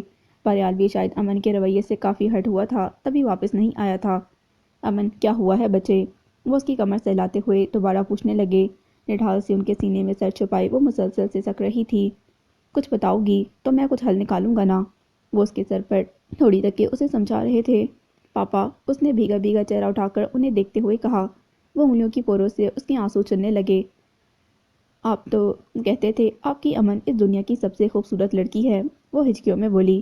میں اب بھی یہی کہتا ہوں میری جان، میری امن اس دنیا کی سب سے خوبصورت لڑکی ہے، انہوں نے ہاتھوں کے پیالے میں اس کے خوبصورت چہرے کو لیتے ہوئے کہا۔ اپنی امن کو یوں بکھرا دیکھ کر ان کا اپنا دل پھٹا جا رہا تھا۔ اور آپ نے یہ بھی کہا تھا کہ آپ کی پری کو کوئی نہیں ٹھکرا سکتا، وہ سسکی، بالکل مجھے اپنا ایک ایک لفظ دیا یاد ہے، وہ اس کی سبھی پیشانی چومتے ہوئے بولے۔ لیکن ہوا کیا ہے امن؟ وہ سخت بے چین ہو رہے تھے۔ اس نے مجھے ٹھکرا دیا پاپا، امن سکندر کو اس نے ٹھکرا دیا، وہ چلاتے ہوئے بولی اور ایک مرتبہ پھر پھوٹ پھوٹ کر رو دی۔ سکندر صاحب کچھ دیر خاموشی سے اس کی کمر سہلاتے رہے۔ کون ہے وہ امن؟ حالانکہ انہیں پوچھنے کی ضرورت نہیں تھی، پھر بھی انہوں نے دھیمے لہجے میں پوچھا۔ باریال پاپا، باریال ولی خان، وہ اس کا نام بتاتے ان کے سینے میں سما گئی تھی۔ سکندر نے اسے خود میں سمیٹ لیا تھا۔ تہخانے میں دن کے وقت بھی تقریباً اندھیرے کا راج تھا۔ یہ موٹی موٹی دیواروں سے بنے کمرے پر مشتمل تھا، جن کو سامنے سے جیل کے کمروں کی طرح بالکل سلاخوں کے دروازوں میں بند کیا گیا تھا۔ یہ کمرہ مربع کی شکل کا تھا اور بے حد تنگ، اس قدر کہ ایک آدمی اگر سیدھا لیٹے تو اس کا پاؤں کسی دیوار سے لگ جاتا۔ ہر کمرے کی ساخت اور اس میں گنجائش تقریباً ایک ہی تھی۔ ہر کمرے کی پچھلی دیوار میں دو تین پتلی لکیروں کے مانند روشن دان تھے جو اس اندھیر نگری میں سورج کی چمکتی شعاعوں کو ملنے کا واحد راستہ تھے۔ شاہ سوار نے تہخانے کا دروازہ کھولا اور پھر تین چار ملازموں کو لیے اندر آیا۔ دروازہ کھلتے ہی روشنی نے جیسے سب پر ڈیرا جما لیا تھا۔ آنکھیں مودے لیٹے، کچھ ترچھے کچھ ٹیڑھے، بدن تیزی سے سیدھے ہوئے اور کچھ آنکھوں پر ہاتھ رکھے رخ پھیر گئے۔ سب اندر آنے والے باقی آدمی کھانے کی چھوٹی چھوٹی ٹرے لے کر ایک دروازے کے سامنے کھڑے تھے۔ شاہ سوار سیڑھیوں کے اوپر ہی کھڑا چوکنا سا انہیں دیکھ رہا تھا۔ کھانا تقسیم ہو چکا تھا، اب وہ سب آدمی کل والے برتن اٹھا رہے تھے جو تقریباً خالی تھے۔ یہاں ناشتے کے بعد صرف ایک مرتبہ ہی کھانا دیا جاتا تھا۔ شام سے کچھ دیر پہلے برتن اٹھائے ایک ایک کر کے وہ سب باہر جانے لگے، لیکن آخری آدمی شاہ سوار کے قریب آ کر رک گیا۔ شاہ سوار خان، اللہ لوگ نے کچھ نہیں کھایا، اس نے ہاتھ میں پکڑی ٹرے کی طرف اشارہ کرتے ہوئے کہا۔ تم جاؤ، میں دیکھتا ہوں، اس سے پرسوچ انداز میں دیکھتے ہوئے اسے جانے کا کہا کیا۔ دروازہ اندر سے بند کرتا وہ نیچے اتر آیا۔ سیڑھیوں کے بالکل سامنے والا کمرہ اللہ لوگ کا تھا۔ اس کے لمبے سفید بال کھلے تھے اور چہرہ ان سے ڈھک چکا تھا۔ شاہ سوار نے کندھے سے لٹکی مشین گن اتار کر سائڈ پر رکھی اور ٹرے اٹھا کر دروازے کے قریب آ گیا۔ اللہ لوگ، اس نے دھیرے سے پکارا۔ دوسری طرف خاموشی رہی۔ اللہ لوگ، کھانا کھا لو، اس نے دوبارہ آواز دی۔ اس بار اس نے سر اٹھایا۔ لمبے بال پیچھے ہوئے تھے، سفید نورانی چہرہ اندھیری کال کوٹری میں جگمگایا تھا۔ کھانا کیسے کھا لوں؟ ان کی گہری سبز آنکھوں میں آنسو تھے، پپڑی زدہ ہونٹ کپ کپا رہے تھے۔ پتا، وہ چلائی، کیسے کھا لوں؟ مجھے سب نظر آنے لگا ہے۔ وہ چلاتے ہوئے بیٹھے بیٹھے یوں گھٹنوں گھٹنوں چل کر اچانک اس کی طرف بڑھی تھی، جیسے کوئی ننھا بچہ کرال کرتا ہے۔ شاہ سوار خوفزدہ ہو کر پیچھے بے اختیار 2 قدم پیچھے ہوا تھا، جب سائڈ پر لگی دیوار کے ساتھ مشین گن نہ جانے کیسے زمین پر گر پڑی تھی۔ اللہ لوگ زمین پر بیٹھے ہی سلاخوں کے قریب آ گئی تھی۔ پکڑ ہو گئی ہے تم سب کی، وہ سلاخوں پر ہاتھ رکھ کے کہکے لگانے لگی تھی۔ پھر اچانک ہی اس نے ٹرے اٹھا کر شاہ سوار پر اچھال دی تھی۔ سارا سالن اس کے کپڑے خراب کر گیا تھا۔ اللہ لوگ مزید بلند کہکا لگانے لگی۔ جا جلدی سے کھانا کھا لے، اسے ہاتھ کے اشارے سے جانے کا کہہ دیا تھا، لیکن وہ بت بنا وہیں کھڑا رہا۔ غصے سے اس کا وجود لرزنے لگا تھا۔ اپنے خان کو بھی کھلا دے، جا، شو شو، وہ ہاتھ کے اشارے سے اسے کہہ رہی تھیں۔ شاہ سوار چند لمحے اسے کھا جانے والی نظروں سے گھورتا رہا، پھر ٹرے کو لات رسید کرتا گن اٹھاتا اوپر کی طرف بڑھ گیا۔ اللہ لوگ کی چیختی آواز نے دروازہ بند ہونے تک اس کا پیچھا کیا تھا۔ موسم بدل رہا تھا۔ فروری کے اواخر میں ہونے والی بے حد کم بارشوں نے جہاں پہاڑ کو زندگی بخشی تھی، ہر جگہ سبزہ لہرانے لگا تھا۔ خزاں رسیدہ ننگ دھڑنگ درخت بڑا لبادہ اڑنے لگے تھے۔ وہیں مارچ کے شروع میں ہی سورج کی دھوپ نے وہ تمازت پکڑی تھی کہ اللہ اللہ، باہر کا آغاز ہی موسم کا پتہ دینے لگا تھا۔ آج حمزہ اسے لینے کالج نہیں آ سکا تھا۔ وہ رکشے پر گھر آ گئی تھی، لیکن رکشے والا اسے مین روڈ پر ہی اتار کر چلا گیا تھا۔ اس نے کافی منتیں کی تھیں، لیکن وہ نالیوں والی گلی میں جانے کے لیے راضی نہ ہوا۔ مرتی کیا نہ کرتی کی تصویر بنی۔ وہ تیز دھوپ میں گھر کی طرف پیدل چل پڑی تھی۔ مارچ کے اوائل کے دن تھے، دن کے 1 بجے، یوں کڑکتی دوپہر کا سماں تھا۔ ہر طرف سہما دینے والی ویرانی تھی۔ اس کا گھر 2 گلیاں آگے تھا، اور یہ دونوں گلیاں کافی لمبی تھیں۔ اوپر سے جگہ جگہ ابری ہوئی سیمنٹ سے بنی نالیاں۔ اس کے پسینے چھوٹ گئے تھے۔ اقرا، تیز آواز پر جہاں قدم خود بخود رکے تھے، دل اتنا ہی تیز تیز دھڑکنے لگا تھا۔ وہ آغا تھا۔ اس کے تیز قدموں کو قریب آتا سن کر وہ اس کی طرف نہ مڑ سکی۔ یہ کیا بات ہوئی اقرا؟ اتنے دنوں سے تمہارے کالج کے چکر لگا رہا ہوں، بیرونی گلی کے نکڑ میں کھڑا تمہاری راہ تکتا رہتا ہوں۔ ایسی بھی کیا بات ہو گئی کہ تم مجھ سے پردہ کرنے لگی ہو؟ وہ اس کے قریب آتے ہی آہستہ آواز میں اسے مخاطب ہوا۔ اقرا نے نظر اٹھا کر اسے دیکھا، پھر ادھر ادھر خالی گلی میں۔ تم ابھی جاؤ آغا، کوئی دیکھ لے گا۔ اس کی آواز میں خوف تھا۔ پھر کل نہر پر ملوگی۔ وہ ابھی سرگوشی میں بات کر رہا تھا۔ اقرا جانتی تھی کہ وہ اس کی عزت کی پرواہ کرتا تھا، تبھی اس وقت اس طرح آہستہ آواز میں بات کر رہا تھا۔ وہ کبھی اس کو یوں گلی میں نہ روکتا، لیکن پچھلے 1 ماہ سے جس طرح اقرا اسے چھپ رہی تھی، اسے مجبوراً ایسا کرنا پڑا تھا۔ بولو اقرا، آؤ گی نا نہر پر ملنے؟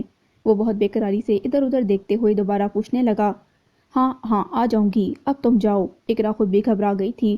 اس وقت ہی حمزہ کے گھر آنے کا وقت ہوتا تھا، اور اگر وہ اسے آغا کے ساتھ دیکھ لیتا تو وہ جانتی تھی کہ یہ ان دونوں کے حق میں بالکل بہتر نہ ہوتا۔ جاؤ آغا، وہ تیز تیز قدموں سے آگے بڑھ گئی۔ آغا بھی بھاگ کر اس کا ہم قدم ہوا۔ کل بریک کے وقت میں پچھلے گیٹ پر تمہارا انتظار کروں گا۔ کہا نا، آ جاؤں گی، اب جاؤ یہاں سے۔ وہ فوراً رکتے ہوئے بدتمیزی سے بولی تھی۔ آغا مسکرا دیا۔ ہاں، اب آیا نا یقین کہ تم ضرور آؤ گی۔ محبت سے تکتا وہ دائیں طرف والی گلی میں مڑ گیا۔ اقرا نے ایک نظر دوبارہ آگے پیچھے گلی میں ڈالی۔ گلی ویران تھی۔ مطمئن سی سانسیں لیتی وہ سامنے والی گلی میں داخل ہو گئی۔ امن اسپتال سے گھر آ گئی تھی، لیکن پچھلے 1 ہفتے سے وہ آفس نہیں آ رہی تھی۔ سکندر صاحب بھی اس تمام عرصے میں اس کے ساتھ رہتے تھے۔ آفس کی تمام تر ذمہ داریاں بریال سنبھال رہا تھا۔ وہ چاہ کر بھی امن کی عیادت کو نہ جا سکا تھا۔ اسپتال میں اس کا رویہ دیکھ کر اس کا خیال تھا کہ امن دوبارہ کبھی اس کا چہرہ نہیں دیکھنا چاہے گی۔ وہ کہیں کمیٹڈ نہیں تھا، لیکن پھر بھی نہ جانے کیوں دل تھا اس فیصلے پر آمادہ نہیں تھا، اور وہ اس معاملے میں سراسر دل کی مرضی چاہتا تھا۔ امن اچھی لڑکی تھی، ایک سمجھدار شخصیت، لیکن اس کے لیے وہ ہمیشہ ایک اچھی اور مخلص دوست رہی تھی۔ اس رشتے سے بڑھ کر بریال نے کبھی سوچا ہی نہیں تھا، اور اب جب سوچنا چاہتا تھا تو دل راضی نہیں تھا۔ اس وجہ سے وہ دوبارہ امن کے سامنے نہیں گیا تھا۔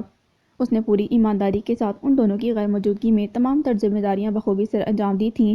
ابھی وہ سائٹ کا راؤنڈ لگا کر آفس پہنچا تھا، جب سکندر کی سیکرٹری نے اس کی آمد اور بریال کو اپنے آفس میں بلانے کی اطلاع دی تھی۔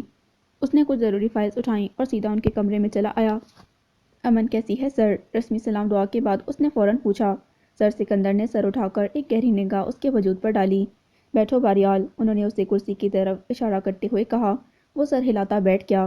تمہیں کیا لگتا ہے امن کو کیسا ہونا چاہیے؟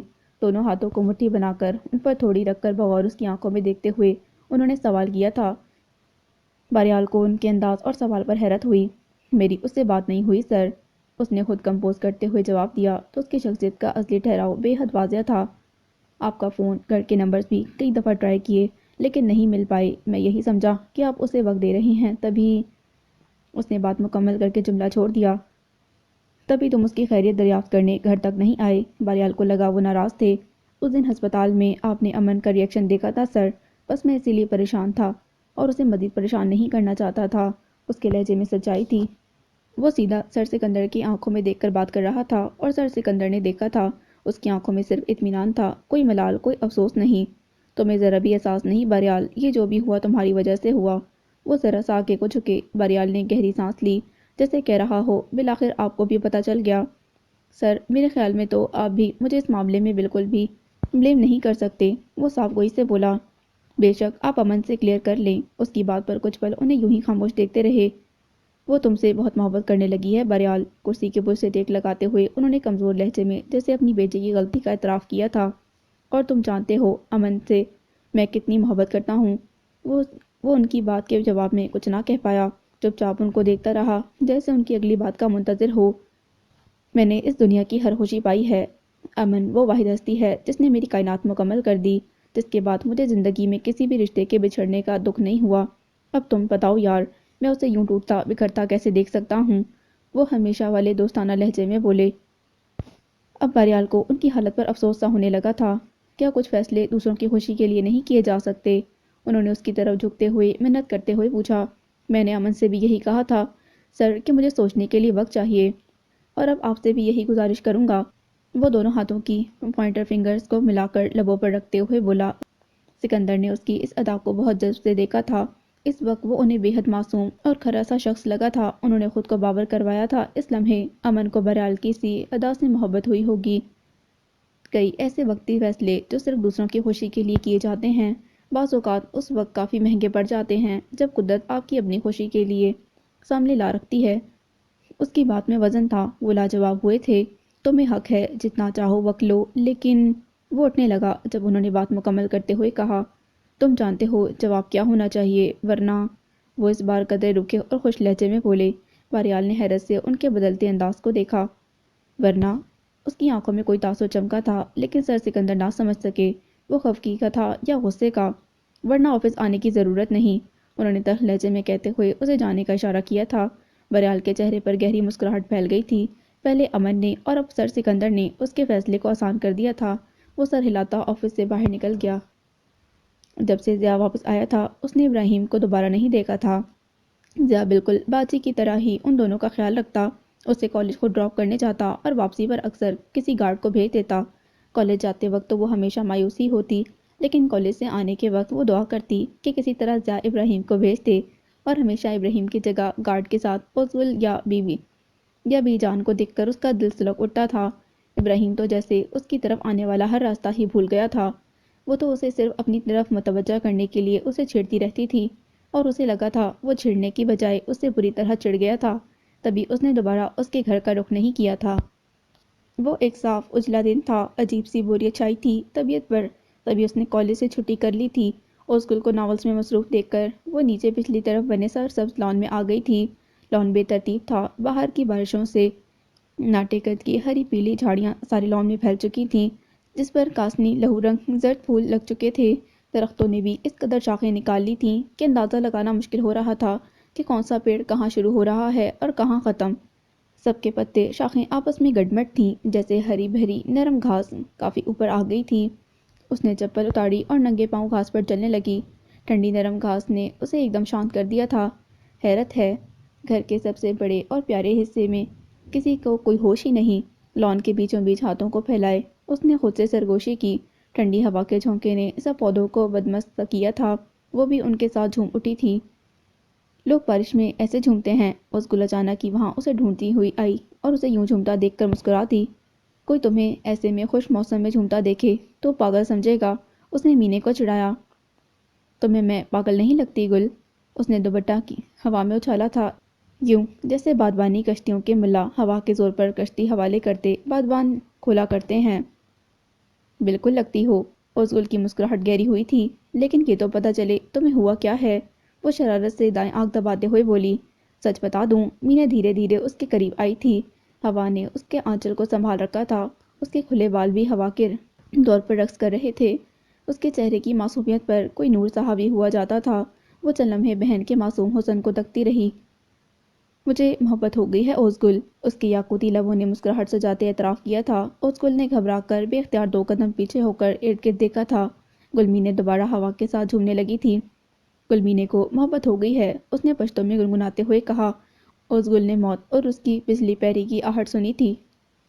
وہ جب سے یونیورسٹی آئی تھی، نمرا اسے خود سے کچھ کھچی کھچی محسوس ہوئی تھی۔ کلاس میں بھی وہ اس کے ساتھ بیٹھنے کے بجائے دوسری سیٹ پر بیٹھ گئی تھی، اور کلاس ختم ہونے کے بعد بھی وہ یوں منظر سے غائب ہوئی تھی کہ لالا اسے ڈھونڈتی رہ گئی۔ وہ جب سے مریض سے واپس آئے تھے، لالا نے اسے کئی بار کال کرنے کی بھی کوشش کی تھی، لیکن ہر بار یا تو وہ کال کاٹ دیتی یا فون ہی بند ملتا۔ لالا نے سوچا تھا وہ کہیں بزی ہوگی، مگر یونیورسٹی آنے کے بعد اسے لگا تھا نمرا اسے بات نہیں کرنا چاہتی تھی۔ اسے مری میں ہونے والی اپنی اور نمرا کی لڑائی یاد تھی، لیکن وہ اتنی بڑی بات بھی نہیں تھی کہ وہ اور نمرا اسے یاد رکھتے اور روٹھے رہتے۔ ان کی دوستی اتنی کمزور تو نہیں تھی، لیکن نمرا کا رویہ اس کی سمجھ سے باہر تھا۔ 1-2 دن تو وہ اپنا وہم سمجھتی رہی، لیکن پھر وہ سمجھ گئی تھی نمرا اسے واقعی ناراض تھی، اور بے حد ناراض تھی، اور اسے ہر حال میں نمرا کو منانا تھا۔ وہ ابھی میم تبسم کا پیریڈ لے کر فارغ ہوئے تھے۔ نمرا نے کلاس مس کر دی تھی، اور لالا اٹینڈ کرنے کے باوجود اہم پوائنٹ مس کر گئی تھی، جبکہ ماڈرن فزکس اس کا فیوریٹ ٹاپک تھا۔ پھر بھی آج کلاس میں اس کا دل بالکل نہیں لگ رہا تھا۔ پیریڈ ختم ہوتے ہی وہ نمرا کو ڈھونڈتی ڈپارٹمنٹ کے پچھلے لان کی طرف آئی تھی۔ یہاں سے ایک خوبصورت کشادہ سڑک پیچھے پاس کالج کی طرف جاتی تھی، جس کا کچھ ایریا ان کی یونیورسٹی سے بھی متصل تھا۔ یہ کافی سرسبز تھا، اونچے گھنے درختوں پر مشتمل۔ اکثر لڑکے لڑکیاں پیریڈ ختم ہوتے ہی خود کو فریش کرنے کے لیے اس طرف نکل آتے تھے۔ اس نے پیریڈ ختم ہونے کے بعد نمرا کو اس طرف جاتے دیکھا تھا، لیکن اب وہ اسے کہیں دکھائی نہیں دے رہی تھی۔ لالا کی متلاشی نظریں چاروں سو سے تلاش کر رہی تھیں، اور پھر کچھ دیر بعد وہ اسے ضیاء کے گروپ کے ساتھ کھڑی دکھائی دی تھی۔ لالا کو دیکھتے ہی وہ تیزی سے ان سے ایکسکیوز کرتی دوسری طرف نکل گئی۔ ضیاء نے بھی لالا کو دیکھ لیا تھا اور دور سے ہاتھ ہلا کر اسے متوجہ کرنے کی کوشش کی، جسے وہ مکمل طور پر نظر انداز کر کے نمرا کی طرف بھاگی تھی۔ نمرا رکو پلیز، بات تو سنو، اس کے قریب پہنچتے ہی اس نے ہانپتے ہوئے کہا۔ نمرا رک گئی تھی۔ لالا کو اس کی نگاہوں میں سرسا تاثر حیران کر گیا۔ تم اتنی ناراض ہو جاؤ گی، میں سوچ بھی نہیں سکتی تھی یار، اس نے بنا کوئی شکایت کیے فوراً ایک مان سے کہا تھا۔ میں بھی کہاں سوچ سکتی تھی لالا، نمرا کا سرد لہجہ اسے حیران کر گیا تھا۔ کیا مطلب نمرا؟ اب کی بار وہ چڑھ گئی۔ مطلب؟ وہ 2 قدم چل کر اس کے قریب آئی۔ مطلب تو تمہیں پتہ ہونا چاہیے، تم ہی بھول گئیں لالا اپنی کی ہوئی بات۔ وہ طنزیہ مسکرائی۔ کون سی بات؟ لالا نے بھویں اچکائیں۔ یہی کہ اگر میں نے کبھی تمہیں اور ضیاء کو ایک ساتھ جوڑنے کا ذکر کیا تو ہماری دوستی ختم۔ ہاں تو؟ وہ اب بھی ناسمجھی سے اسے دیکھے گئی۔ تو تم نے تو کافی پی لی ضیاء کے ساتھ؟ اس کے اگلے جملے نے لالا کے ہوش اڑا دیے تھے۔ دوستی بھی اچھی خاصی ہو گئی، مطلب تم اور ضیاء ایک دوسرے سے جڑ گئے؟ لالا کی سمجھ میں نہیں آ رہا تھا وہ کیا کہہ رہی ہے، اور اسی لیے لالا اب میں کہتی ہوں ہماری دوستی ختم، تلخی سے کہتی وہ اسے بت بنا چھوڑ کر کینٹین کی طرف بڑھ گئی۔ لالا کتنی ہی دیر اپنی جگہ ساکت کھڑی رہی، اس کا وجود جیسے برف کے مجسمے میں بدل گیا تھا، بے حد ٹھنڈا ٹھار، موت کا سا سرد وجود۔ اقرا چائے لے کر کمرے میں آئی تو حمزہ ٹیبل پر رکھے لیپ ٹاپ پر کچھ دیکھ رہا تھا۔ وہ اس قدر بزی تھا کہ اقرا کے آنے کا بھی اسے پتہ نہ چل سکا۔ اقرا کب اس کی ٹیبل پر رکھنے لگی تو اس کی نگاہ لیپ ٹاپ کی اسکرین پر پڑی۔ وہاں لالا کی تصویریں مختلف فیملی ممبرز کے ساتھ تھیں، جو ایک ایک بدلتی جا رہی تھیں۔ حمزہ کے چہرے پر بہت پیاری مسکان مچل رہی تھی۔ اقرا نے کچھ دیر اسے یوں ہی مسکراتا دیکھا، پھر اس کے کندھے پر ہاتھ رکھ دیا۔ وہ بری طرح چونکا۔ بھائی اقرا تم کب آئیں؟ وہ فوراً لیپ ٹاپ بند کر گیا۔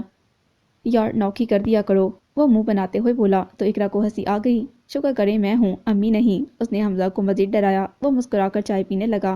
ویسے بھائی ایک بات کہوں؟ ہاں بولو۔ آپ کو نہیں لگتا آپ کو لالا کا خیال چھوڑ دینا چاہیے؟ حمزہ کے ہاتھ سے چائے کا کپ چھلک گیا تھا۔ اقرا دوپٹے سے ہی اس کا شرٹ صاف کرنے لگی۔ میں جانتی ہوں بھائی آپ کو لالا بہت اچھی لگتی ہے، لیکن کیا آپ کو نہیں لگتا کہ امی اب لالا کو برداشت نہیں کر پاتی؟ سوچیں اگر آپ کی شادی لالا سے ہو جاتی ہے تو امی نے لالا کا جینا حرام کر دینا ہے۔ اس کی بات میں اس قدر سچائی تھی کہ حمزہ کچھ بول نہیں پایا۔ پتہ ہے میرا دل کیا کرتا ہے، اقرا اس کے سامنے دو زانہ ہو کر زمین پر بیٹھتے ہوئے بولی۔ بھائی آپ کو لالا ہی ملے، لیکن امی کے لیے میرا دل کرتا ہے رضیہ خالے کی بیٹی شزا جیسی بہو آئے، تب امی کو اچھے برے کا فرق پتہ چلے گا۔ اس کی بات پر حمزہ کو ہنسی آ گئی۔ توبہ ہے اقرا، کتنا برا سوچتی ہو تم۔ وہ ہنستے ہوئے بولا، سچ کہہ رہی ہوں بھائی، یقین کریں اب بھی اس کے نام کا لیکچر سن کر آ رہی ہوں۔ لالا سے اڑنا پہننا سیکھو، ادائیں دکھانا سیکھو۔ توبہ توبہ، امی کی باتیں وہ کانوں کو ہاتھ لگاتے ہوئے بتانے لگی۔ حمزہ کی ہنسی کو ایک دم بریک لگی۔ لالا بیچاری تو امی کو اب تک نہیں کہتی، لیکن امی ان کا اور سبین مامی کا پیچھا ہی نہیں چھوڑتی۔ وہ سگی ماں سے کس قدر بدظن تھی۔ حمزہ نے دل میں سوچا اور اس کے سر پر ہاتھ رکھ دیا۔ تم یہ سب مت سوچا کرو، جاؤ اب تیاری کرو، رات کو جانا ہے نا نانوں کے گھر، دیر ہو گئی تو پھر مامی ناراض ہوں گی۔ اس کی بات پر وہ سر ہلاتی نکل گئی۔ حمزہ کتنی دیر اس کی باتوں کو سوچتا رہا۔ بہرحال نے دیدے سے کچھ نہیں چھپایا تھا، سب بتا دیا تھا۔ دیدے نے ہمیشہ کی طرح اس کا ساتھ دیا تھا۔ یہ ان کی تربیت کا ہی اثر تھا کہ بہرحال نے اپنا سودا نہیں کیا تھا۔ رشتے سودا کب ہوتے ہیں، لیکن دولت، شہرت، یہ کب کسی رشتے کی مضبوط بنیاد بن پاتے ہیں۔ اس نے واقعی سچے دل سے سوچنے کی کوشش کی تھی۔ وہ امن کے متعلق کوئی بھی فیصلہ کرنے سے پہلے خود کو مکمل وقت دینا چاہتا تھا، لیکن امن اور اس کے بعد سر سکندر نے اسے عمارت کے پلڑے میں تول کر اور اپنا محتاج جان کر جیسے مٹی کا کر دیا تھا۔ تبھی اس نے اس بار خود کوئی بھی جاب نہ کرنے کا فیصلہ کر لیا تھا۔ وہ کوئی چھوٹا موٹا کاروبار کرنا چاہ رہا تھا اور اس بات میں اسے دیدے کی مکمل حمایت حاصل رہی تھی۔ ہوم ورک تو پہلے ہی شروع کر رکھا تھا، زمین، بلڈنگ کا نقشہ وہ سب ڈیسائیڈ کر چکا تھا۔ اب صرف فریم ورک باقی تھا اور اسے کچھ اور مخلص لوگوں کی تلاش تھی جو اس کی طرح ہی محنت اور لگن سے کام کریں، اور اسے یقین تھا وہ بہت جلد اپنے مقصد میں کامیاب ہونے والا تھا۔ لالا کی تیز آواز نے سارے گھر کو سر پر اٹھا رکھا تھا۔ سبین تو ہمیشہ کی طرح چپ کی چادر اوڑھے کچن میں مصروف تھیں۔ نانو البتہ اس کے ساتھ خوب دماغ کھپا رہی تھیں۔ لالا بچے اتنا غصہ نہیں کرتے، انہوں نے اس کے سر پر شفقت سے ہاتھ پھیرتے ہوئے کہا۔ غصہ دادو، میرا دل کر رہا ہے میں سارے گھر کو تہس نہس کر دوں۔ وہ مزید پل کھا گئی۔ تم تو بالکل اپنے دادا پر چلی گئی ہو۔ دادو کے لہجے میں شرارت سی جاگی۔ سچ غصے میں تمہاری طرح ہی پیارے لگتے تھے۔ ان کی اگلی بات پر موبائل میں مصروف شاہویز کا کہکا بے ساختہ تھا۔ لالا نے اسے گھوڑا، وہ کان کھجاتا دوبارہ موبائل میں مصروف ہو گیا۔ مجھے بہلائے مت دادو، ضرورت کیا تھی ان لوگوں کو دعوت دینے کی، وہ نروٹھے انداز میں بولی۔ ہر دوسرے دن تو آ جاتی ہیں، دل جلانے پھپھو۔ بری بات لالا، ہمیشہ کی طرح سبین نے اسے ٹوکا تھا۔ یہی ہمت ذرا ان کے سامنے بھی دکھایا کریں نا امی، انہیں تو کبھی نہیں ٹوکتی آپ۔ وہ فوراً تلخ ہوئی۔ زرینہ پھپھو کا غصہ تم امی پر کیوں نکالنے لگی ہو؟ شاہویز چڑھتے ہوئے بولا۔ تو غلطی بھی تو امی ہی کرتی ہیں نا، انہیں مزہ آتا ہے جب پھپھو میری انسلٹ کرتی ہیں، بار بار مجھے یاد دلاتی ہیں کہ میں ایک۔ سبین کے ہاتھ سے چمچ چھوٹ کر گرا۔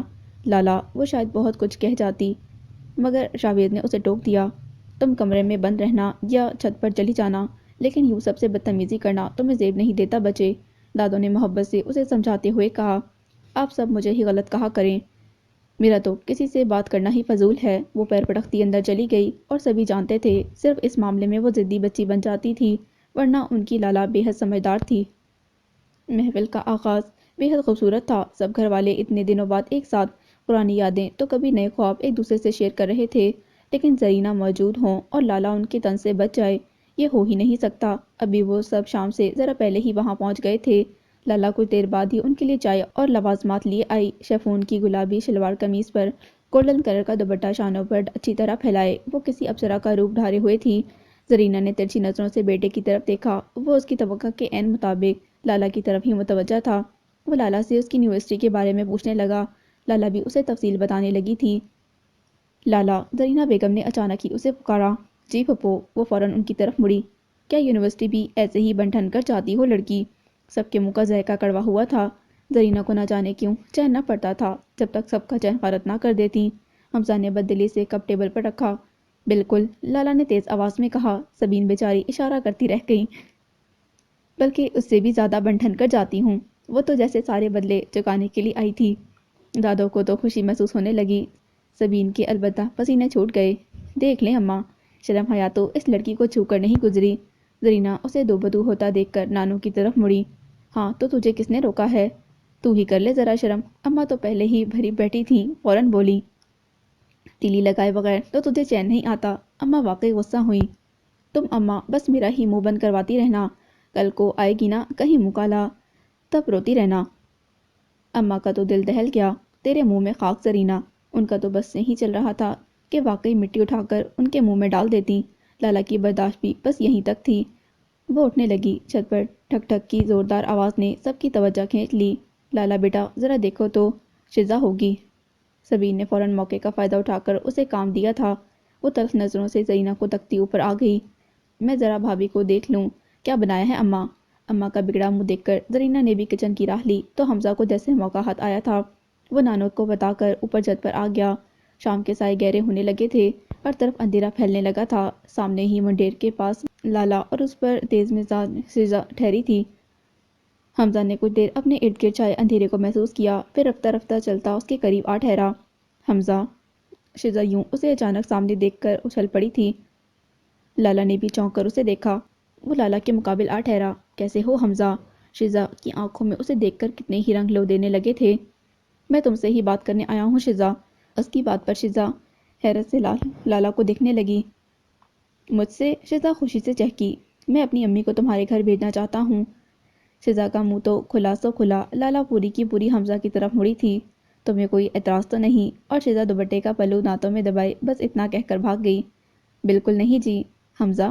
لالا ابھی تک حیرت سے بت بنی کھڑی تھی۔ حمزہ کچھ دیر خاموشی سے اسے دیکھتا رہا، پھر اداسی سے مسکرا دیا۔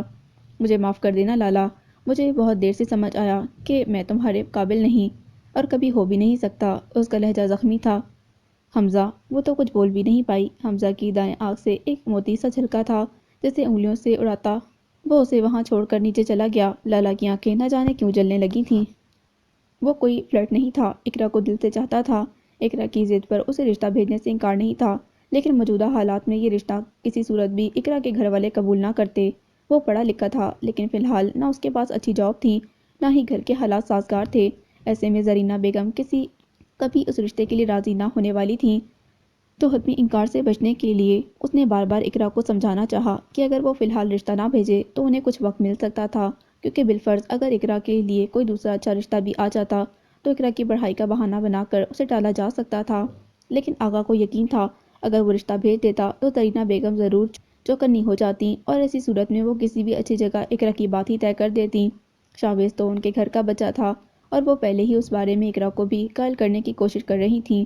اس طرح اگر وہ آغا اور اقرا کے متعلق بابت جان لیتی تو ان دونوں کے لیے کافی مشکل کھڑی ہو سکتی تھی۔ تم امی کی فکر مت کرو، انہیں میں منا لوں گی، تم بس کسی طرح اپنی امی کو بھیج دو۔ اقرا ہمیشہ کے لیے اپنی ضد پر اڑی تھی اور آغا کو مانتے ہی نہیں بنی۔ اس نے ماں کو کسی نہ کسی طرح رشتہ لے جانے کے لیے راضی کر کے ہی چھوڑا تھا۔ زرینہ پھوپھو آئی ہوئی تھیں۔ سبین کچن میں مصروف تھیں۔ حمزہ شاویز کے ساتھ کہیں باہر گیا ہوا تھا اور زرینہ اماں کے سامنے بیٹھی ہمیشہ کی طرح لالا کی ذات پر نکتہ چینی کیے جا رہی تھیں۔ جب بھی آتی ہوں بیچاری سبین اکیلی ہی کچن میں خوار ہوتی نظر آتی ہے۔ ہاں تو تم کر لیا کرو نا مدد، نانو نے اینک کے اوپر جھانکتے ہوئے کہا۔ کیوں، یہ لالا کس مرض کی دوا ہے؟ کیا فائدہ اس پڑھائی کا کہ ماں کا بھی احساس نہ ہو؟ زرینہ بیگم کا لہجہ کڑوا ہوا۔ میری اقرا تو چائے کا کپ تک نہیں دھونے دیتی مجھے۔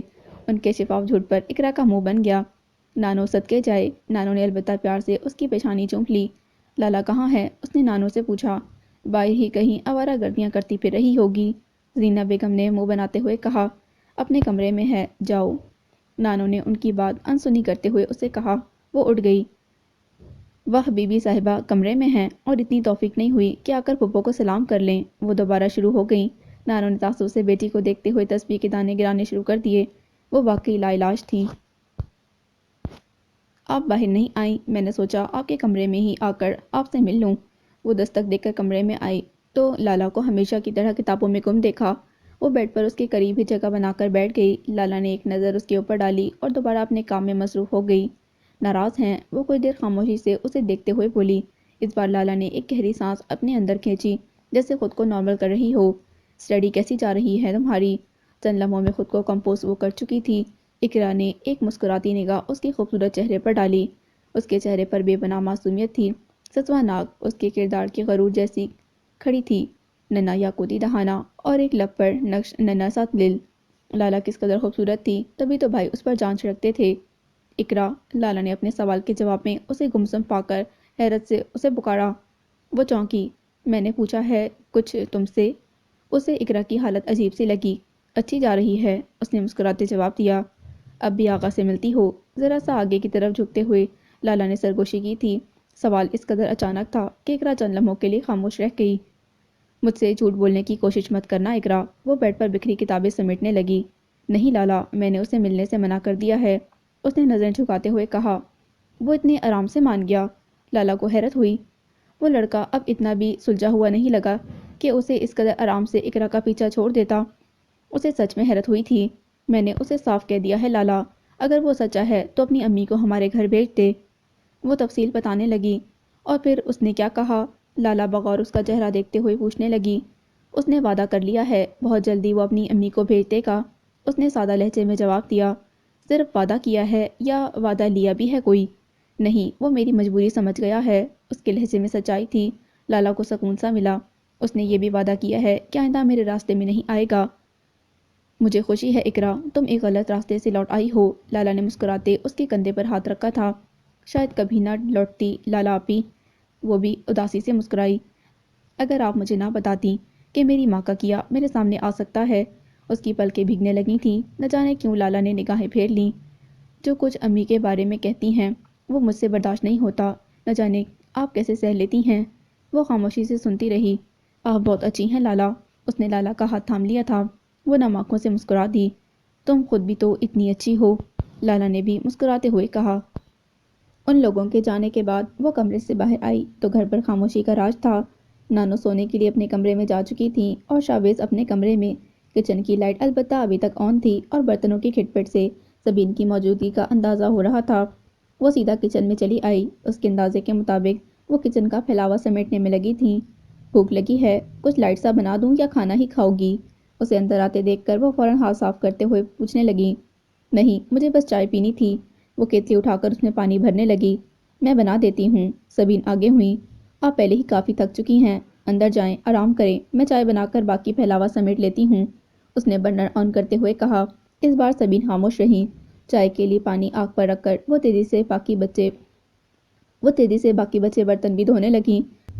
سبین خاموشی سے اسے تیزی سے ہاتھ چلاتا دیکھتی رہی۔ زرینہ پھپھو ہیں تمہاری، سلام دعا ہی کر لیا کرو، وہ اسے برتن دھوتا دیکھ کر خود چائے بنانے لگی۔ ان کی بات پر لالا کے ہاتھ ایک پل کے لیے رکے اور پھر سے کام میں لگ گئے۔ جانتی بھی ہو اس کی عادت کو، کتنا بولتی ہے، پھر کیوں خود کو ہلکا کرتی ہو؟ محبت بھرے لہجے میں وہ اسے نصیحت کر رہی تھیں۔ وہ برتن دھو چکی تھی۔ دوپٹے سے ہاتھ صاف کرتی ماں کے قریب آئی جو چائے کپ میں نکال رہی تھی۔ کچھ چیزوں پر انسان کا اختیار نہیں رہتا، جیسے قسمت، جیسے غصہ اور جیسے محبت۔ وہ ان کے ہاتھ سے کپ تھامتی طنزیہ لہجے میں بولی تھی۔ سبین کا ہاتھ ذرا کانپا تھا۔ چھلکی چائے لالا کی سفید قمیض کا دامن داغدار کر گئی تھی۔ ان کا چہرہ ایک پل میں لٹھے کی طرح سفید پڑ گیا تھا۔ لالا کو کبھی کبھی حیرانی ہوتی تھی، ساری دنیا کے طنز زرینہ پھپھو کے ذہن میں بجھے لفظ سن کر اس کی ماں کو کوئی اثر نہیں ہوتا تھا۔ حالانکہ اس کی روح تک چلنی ہو جاتی تھی، لیکن اس کی کہی ایک بات ان کا چہرہ یوں ہی زرد کر دیتی تھی، یوں جیسے موت طاری ہو گئی ہو ان کے وجود پر، سفید موت۔ زخمی مسکراہٹ اس کے گلابی ہونٹوں پر مچل گئی تھی۔ ہلکی تو میں اسی دن ہو گئی تھی امی، جب آپ نے محبت میں بے اختیار ہو کر اپنے باپ کی دہلیز پار کی تھی۔ سبین کو چکر سا آ گیا تھا۔ سلپ سے لگ کر انہوں نے خود کو سنبھالا۔ لوگ تو بس مجھے یہی بات یاد کرواتے ہیں کہ میں ایک بد کردار ماں کی بیٹی ہوں۔ وہ جیسے ہر حد پار کر گئی تھی۔ سبین کے دل میں درد سا اٹھا۔ انہوں نے بے اختیار ہو کر سینے پر ہاتھ رکھا تھا۔ آنکھوں سے آنسو کی جھڑی جاری ہو گئی تھی۔ لالا کب اٹھائے باہر نکل آئی۔ آنکھیں اس کی بھی جلنے لگی تھیں۔ سامنے کے منظر دھندلا سے گئے تھے۔ تبھی وہ سامنے کھڑے شاویز کو نہ دیکھ سکی اور اسے ٹکراتے ٹکراتے بچی۔ اگلے ہی پل اس نے سختی سے آنکھوں کو رگڑ ڈالا تھا۔ منظر صاف ہوا تھا، شاویز اسے ہی دیکھ رہا تھا۔ اس کی آنکھیں اس کا انداز بتا رہا تھا کہ وہ ان کی گفتگو سن چکا تھا، لیکن اسے کوئی پرواہ نہیں تھی۔ ایک تیز نظر شاویز پر ڈال کر لالا نے شاویز کے پہلو سے نکل جانا چاہا، جب اچانک اس نے سامنے آ کر اس کا راستہ روک لیا۔ اس کی آنکھوں میں رقم ناراضگی بے حد صاف تھی۔ شکر کرو لالا، ماں کبھی بد دعا نہیں دیتی، تلخ لہجے میں کہہ کر وہ کچن کے اندر چلا گیا تھا۔ لالا نے سر جھٹک کر جیسے اس کی بات کو ہوا میں اڑا دیا تھا اور کمرے کی طرف بڑھ گئیں۔ اس نے ہوم ورک مکمل کر لیا تھا۔ وہ ایک اچھا اور جامع سٹارٹ لے سکتا تھا، لیکن یہ بہرحال ایک حقیقت تھی کہ اسے نہ صرف بے حد قابل اور پرخلوص لوگوں کی ضرورت تھی، بلکہ ایسے انویسٹرز کی بھی جو بخوشی اس کے آئیڈیاز میں پارٹنرشپ کر لیتے۔ اس طرح ایک تو اسے سپورٹ مل جاتی، دوسرا پہلے سے کسی اسٹیبلش نام کی مدد سے اسے بھی بزنس میں کافی اچھا اور تیز رسپانس مل سکتا تھا۔ سر سکندر اس کی ضمن میں ایک بہترین شخص تھے۔ وہ ایسے خوددار اور قابل لوگوں کو نہ صرف سپورٹ کرتے تھے بلکہ پروموٹ بھی کر دیتے تھے۔ بہرحال ولی خان کا ارادہ بھی یہی تھا کہ وہ سب سے پہلے انہی سے اپنے آئیڈیاز شیئر کرے گا اور ان سے پارٹنرشپ کی درخواست بھی کرے گا، لیکن امن والے معاملے کے بعد وہ اب اس پوائنٹ پر سوچنا بھی نہیں چاہتا تھا۔ اس نے چند اہم شخصیات سے ملاقاتیں بھی کی تھیں جو بزنس ڈیولپمنٹ میں خاص مقام رکھتے تھے۔ ان کی طرف سے اسے کچھ رسپانس مل گئے تھے، اس قدر کہ وہ جلد از جلد چھوٹے پیمانے پر اپنا بزنس فوری شروع کر سکتا تھا۔ تبھی تمام تر ہوم ورک کمپلیٹ کرنے کے بعد وہ سب سے پہلے شاویز کے پاس آیا تھا۔ بزنس ایڈمنسٹریشن میں شاویز گولڈ میڈلسٹ تھا، بے حد قابل اور قابل بھروسہ لڑکا۔ وہ اپنے بزنس کو اس کی صلاحیت سے بآسانی کامیاب بنا سکتا تھا۔ تمہارے لیے کام کروں، اس سے اچھی بات بھلا کیا ہو سکتی ہے؟ اس کی آفر سن کر شاویز چند لمحے خاموش رہ کر کچھ سوچتا رہا۔ بہرحال کو لگا وہ شاید فیصلہ نہیں کر پا رہا، لیکن اس کی بات نے بہرحال کے چہرے پر مسکراہٹ بکھیر دی تھی۔ لیکن شاویز نے اس کی طرف دیکھا۔ لیکن کیا؟ وہ چونکا۔ لیکن 2 دن پہلے ہی میری جاب ہوئی ہے۔ اس کی بات پر بہرحال کی خوشی سے زیادہ حیرت ہوئی تھی، کیونکہ وہ اس سے قطعی لا علم تھا۔ کافی اچھی جگہ ہے، سیلری پیکیج زبردست ہے، وہ مزید بتانے لگا۔ نہ جانے کیوں بہرحال کو لگا وہ اسے جھوٹ بول رہا ہے۔ میں پھر بھی ریزائن کر کے تمہارے ساتھ آ جاتا، لیکن کمپنی کے رولز میں ہے کہ کوئی بھی جاب چھوڑنے سے کم از کم 3 ماہ پہلے ضرور انفارم کرنا پڑے گا۔ تو اس طرح اچانک، تم سمجھ رہے ہو نا میں کیا کہہ رہا ہوں؟ اس نے بات ختم کرتے ہوئے بہرحال سے پوچھا تھا۔ تم نے بتایا ہی نہیں، تمہاری جاب ہو گئی ہے یار۔ وہ اس کی ساری بات جیسے ہوا میں اڑاتا تعصب سے بولا تھا۔ نئی جاب تھی تو 2 دن کافی بزی رہا۔ آج آنے ہی والا تھا تمہاری طرف مٹھائی لے کر کہ تم خود آ گئے۔ اس نے صفائی سے بہانہ گڑھا۔ چلو کوئی بات نہیں، وہ مسکرا دیا۔ تمہاری جاب ہو گئی، یہ تو بہت خوشی کی بات ہے۔ وہ دل سے مسکراتے ہوئے اس کا شانہ تھپتھپاتے ہوئے بولا۔ تھینکس۔ نہ جانے کیوں شاویز کی مسکراہٹ اسے پھیکی سی لگی۔ اب کچھ کھلاؤ پلاؤ گے بھی یا اسی طرح رکے منہ ہی رکھا دو گے؟ دونوں ہاتھوں کی پوائنٹر فنگر کو ہونٹوں پر جماتے ہوئے وہ مسکرایا تھا۔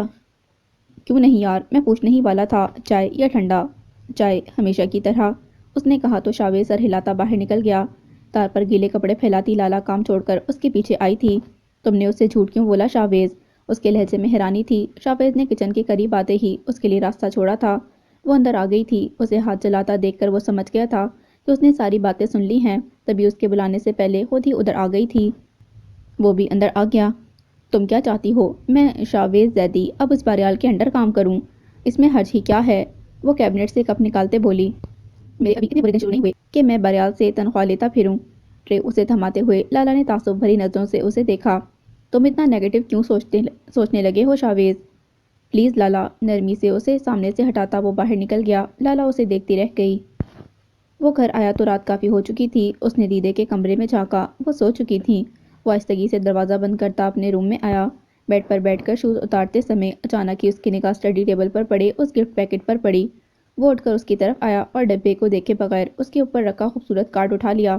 آئی ایم سوری، سنہری حروف جگمگا رہے تھے۔ اس نے کارڈ اور پیکٹ اٹھا کر الماری کے نچلے حصے میں پھینک دیے اور پھر لائٹ بجھاتا بیڈ پر آ گیا۔ موبائل کی تیز بھی بند ہوتی آنکھیں ایک جھٹکے سے کھلیں۔ اس نے چیک کیا، امن کی کال تھی۔ اس نے یس کا بٹن دبا دیا۔ مجھے امید نہیں تھی تم فون اٹھاؤ گے، امن کے لہجے میں اداسی تھی۔ تم میری دوست ہو، میں فون کیوں نہیں اٹھاؤں گا؟ دایاں ہاتھ سر کے پیچھے رکھتے ہوئے اس نے عام سے لہجے میں کہا۔ کیا ہم اب بھی دوست ہیں؟ میں اپنے دوستوں کو کبھی نہیں چھوڑتا امن، تم ہمیشہ میری اچھی دوست رہو گی۔ I am really very sorry بہرحال۔ اس کی آواز بھیگنے لگی تھی۔ بہرحال لب بھیج گیا۔ میری بیوقوفی کی وجہ سے تمہارے اور پاپا کے تعلقات بھی خراب ہوئے۔ وہ اتھارٹی ہیں امن، مجھے جاب پر رکھنا ہے یا نہیں یہ وہ بہتر سمجھتے ہیں، تم اسے خود سے ریلیٹ نہ کرو۔ وہ اٹھ کر بیٹھ گیا۔ دوسری طرف کچھ دیر خاموشی ہی رہی۔ کچھ تو کہو بہرحال، سخت کڑوا، کچھ تو ملال کم ہو۔ وہ سسکی۔ اچھا یہ بتاؤ طبیعت کیسی ہے؟ وہ بات بدل گیا۔ کافی بہتر ہوں، آفس بھی جوائن کر لیا ہے۔ فینٹاسٹک، وہ خوش ہوا۔ بہرحال وہ شاید چند لمحے اس کی خوشی محسوس کرتی رہی، پھر آہستگی سے پکارا۔ کیا ہم مل سکتے ہیں؟ شیور، وائی ناٹ، وہ دوستانہ لہجے میں بولا۔ تو کل آ رہے ہو آفس؟ وہ چہکی۔ تم میرے گھر آ جانا، دیدے سے بھی مل لوگی، کافی یاد کرتی ہیں۔ وہ نفاست سے انکار کر گیا۔ یہ بھی ٹھیک ہے، تو ملتے ہیں کل شام کو۔ وہ خوش ہو گئی۔ اوکے پھر۔ وہ تھک گیا تھا، اسے نیند آ رہی تھی۔ پھر امن نہ سمجھ سکی۔ کل ملتے ہیں پھر، ابھی نیند آ رہی ہے بہت سخت۔ وہ جل آواز پر اسے ایک دم ہنسی آئی تھی۔ ٹھیک ہے، خدا حافظ، مسکراتی ہوئی آواز ابھری۔ شب بخیر، وہ بھی مسکرا دیا۔ سیل آف کر کے ایک طرف بیڈ پر اچھالا اور پھر تکیے سینے کے نیچے رکھ کر پاؤں پھیلا کر الٹا ہی سو گیا۔ نیند کی وادیوں نے اسے خود میں سمو لیا تھا۔ فرسٹ سیمسٹر کا رزلٹ آ گیا تھا۔ ضیاء اس سے پورے 10 نمبر آگے تھا۔ یہ کیسے؟ وہ ڈسپلے بورڈ پر بار بار بے یقینی سے نظر دوڑاتی، وہی نتیجہ دیکھ کر پہلے سے بھی زیادہ بجھ جاتی۔ یہ مجھ سے زیادہ نمبر کیسے لے سکتا ہے؟ اس نے ساتھ کھڑی نمرا کو مخاطب کرتے ہوئے تعصب سے کہا، جو اپنا رزلٹ دیکھ کر اب موبائل پر مصروف تھی۔ نمرا نے اس کی بات کے جواب میں بس ایک سرسری سی نگاہ اس پر ڈالی اور دوبارہ بات کرنے میں مصروف ہو گئی۔ یہ تو کتاب کو ہاتھ تک نہیں لگاتا تھا۔ لالا رو دینے کو تھی۔ نمرا نے فون بند کر کے پرس میں ڈالا اور اس کے قریب آ گئی۔ پتہ ہے کیا لالا؟ اجنبی سے لہجے میں اس نے لالا کو مخاطب کیا۔ لالا نے نم آنکھوں سے اسے دیکھا۔ مجھے لگتا ہے ضیاء کو تم پر نہیں، دراصل تمہیں ضیاء پر کرش ہو گیا ہے۔ کتنا بنتی ہو نا تم۔ نمرا تعصب اور دکھ سے اس کی آنکھیں پھٹنے کے قریب ہو گئیں۔ مجھے سچ میں کبھی کبھی بہت افسوس ہوتا ہے لالا، میں نے تمہیں سمجھنے میں کتنی غلطی کی۔ یہ تم کیا کہہ رہی ہو نمرا؟ وہ واقعی اسے سمجھ نہیں پا رہی تھی۔ نمرا اس کی بات کے جواب میں کچھ نہ بولی، خاموشی سے خفا خفا نظروں سے اسے کچھ دیر گھورتی رہی، پھر ایک طرف بڑھ گئی۔ لالا مارے صدمے کے قدم نہیں اٹھا سکی تھی۔ اسے رہ رہ کر ضیاء پر غصہ آ رہا تھا۔ جب سے ضیاء علی خان اس کی زندگی میں آیا تھا، ایک ایک چیز الٹ سی گئی تھی۔ عجیب سا خوف اسے اپنے حصار میں لیے رکھتا تھا، اور اب نمرا کا یوں اجنبی رویہ اسے مزید الجھا رہا تھا۔ مری میں ہونے والی ان دونوں کی لڑائی ہرگز اتنی بڑی تو نہیں تھی کہ نمرا یوں اتنے دن بعد بھی اسے ایسے بیہیو کرتی۔ کچھ تو تھا جو اسے نمرا کی آنکھوں میں نظر آتا تھا، لیکن وہ لاکھ کوششوں کے باوجود بھی سمجھ نہیں پا رہی تھی۔ کیا ہوا لالا؟ بھاری آواز پر وہ بری طرح چونکی تھی۔ آنے والا ضیاء تھا، جو اسے یوں اکیلے بت کی طرح ساکت کھڑا دیکھ کر فوراً اس کی طرف آیا تھا۔ نہیں، کچھ نہیں، وہ گمسم سے انداز میں سر ہلاتے ہوئے بولی، اور پھر سامنے کی طرف بڑھ گئی۔ تم میرے 10 اضافی نمبر سے پریشان ہو؟ وہ اس کے ہم قدم ہوا۔ لالا کبھی پریشان نہیں ہوتی۔ ہاں، لیکن مجھے دکھ ہے کہ ایک بے پرواہ لڑکا مجھ سے 10 نمبر زیادہ کیسے لے سکتا ہے؟ اس کے سوال پر اس کا عزلی اعتماد آیا تھا۔ ویسے سچ بتاؤں، ان 10 نمبروں پر تو مجھے خود بھی پریشانی ہے۔ وہ مسکرایا تھا۔ مجھے تو کتابوں سے الرجی ہے، ہاں کبھی کبھی کھول کر دیکھ لیتا ہوں، وہ بھی جب امتحانات سر پر ہوں۔ لالا کو لگا وہ اسے چڑھا رہا ہو۔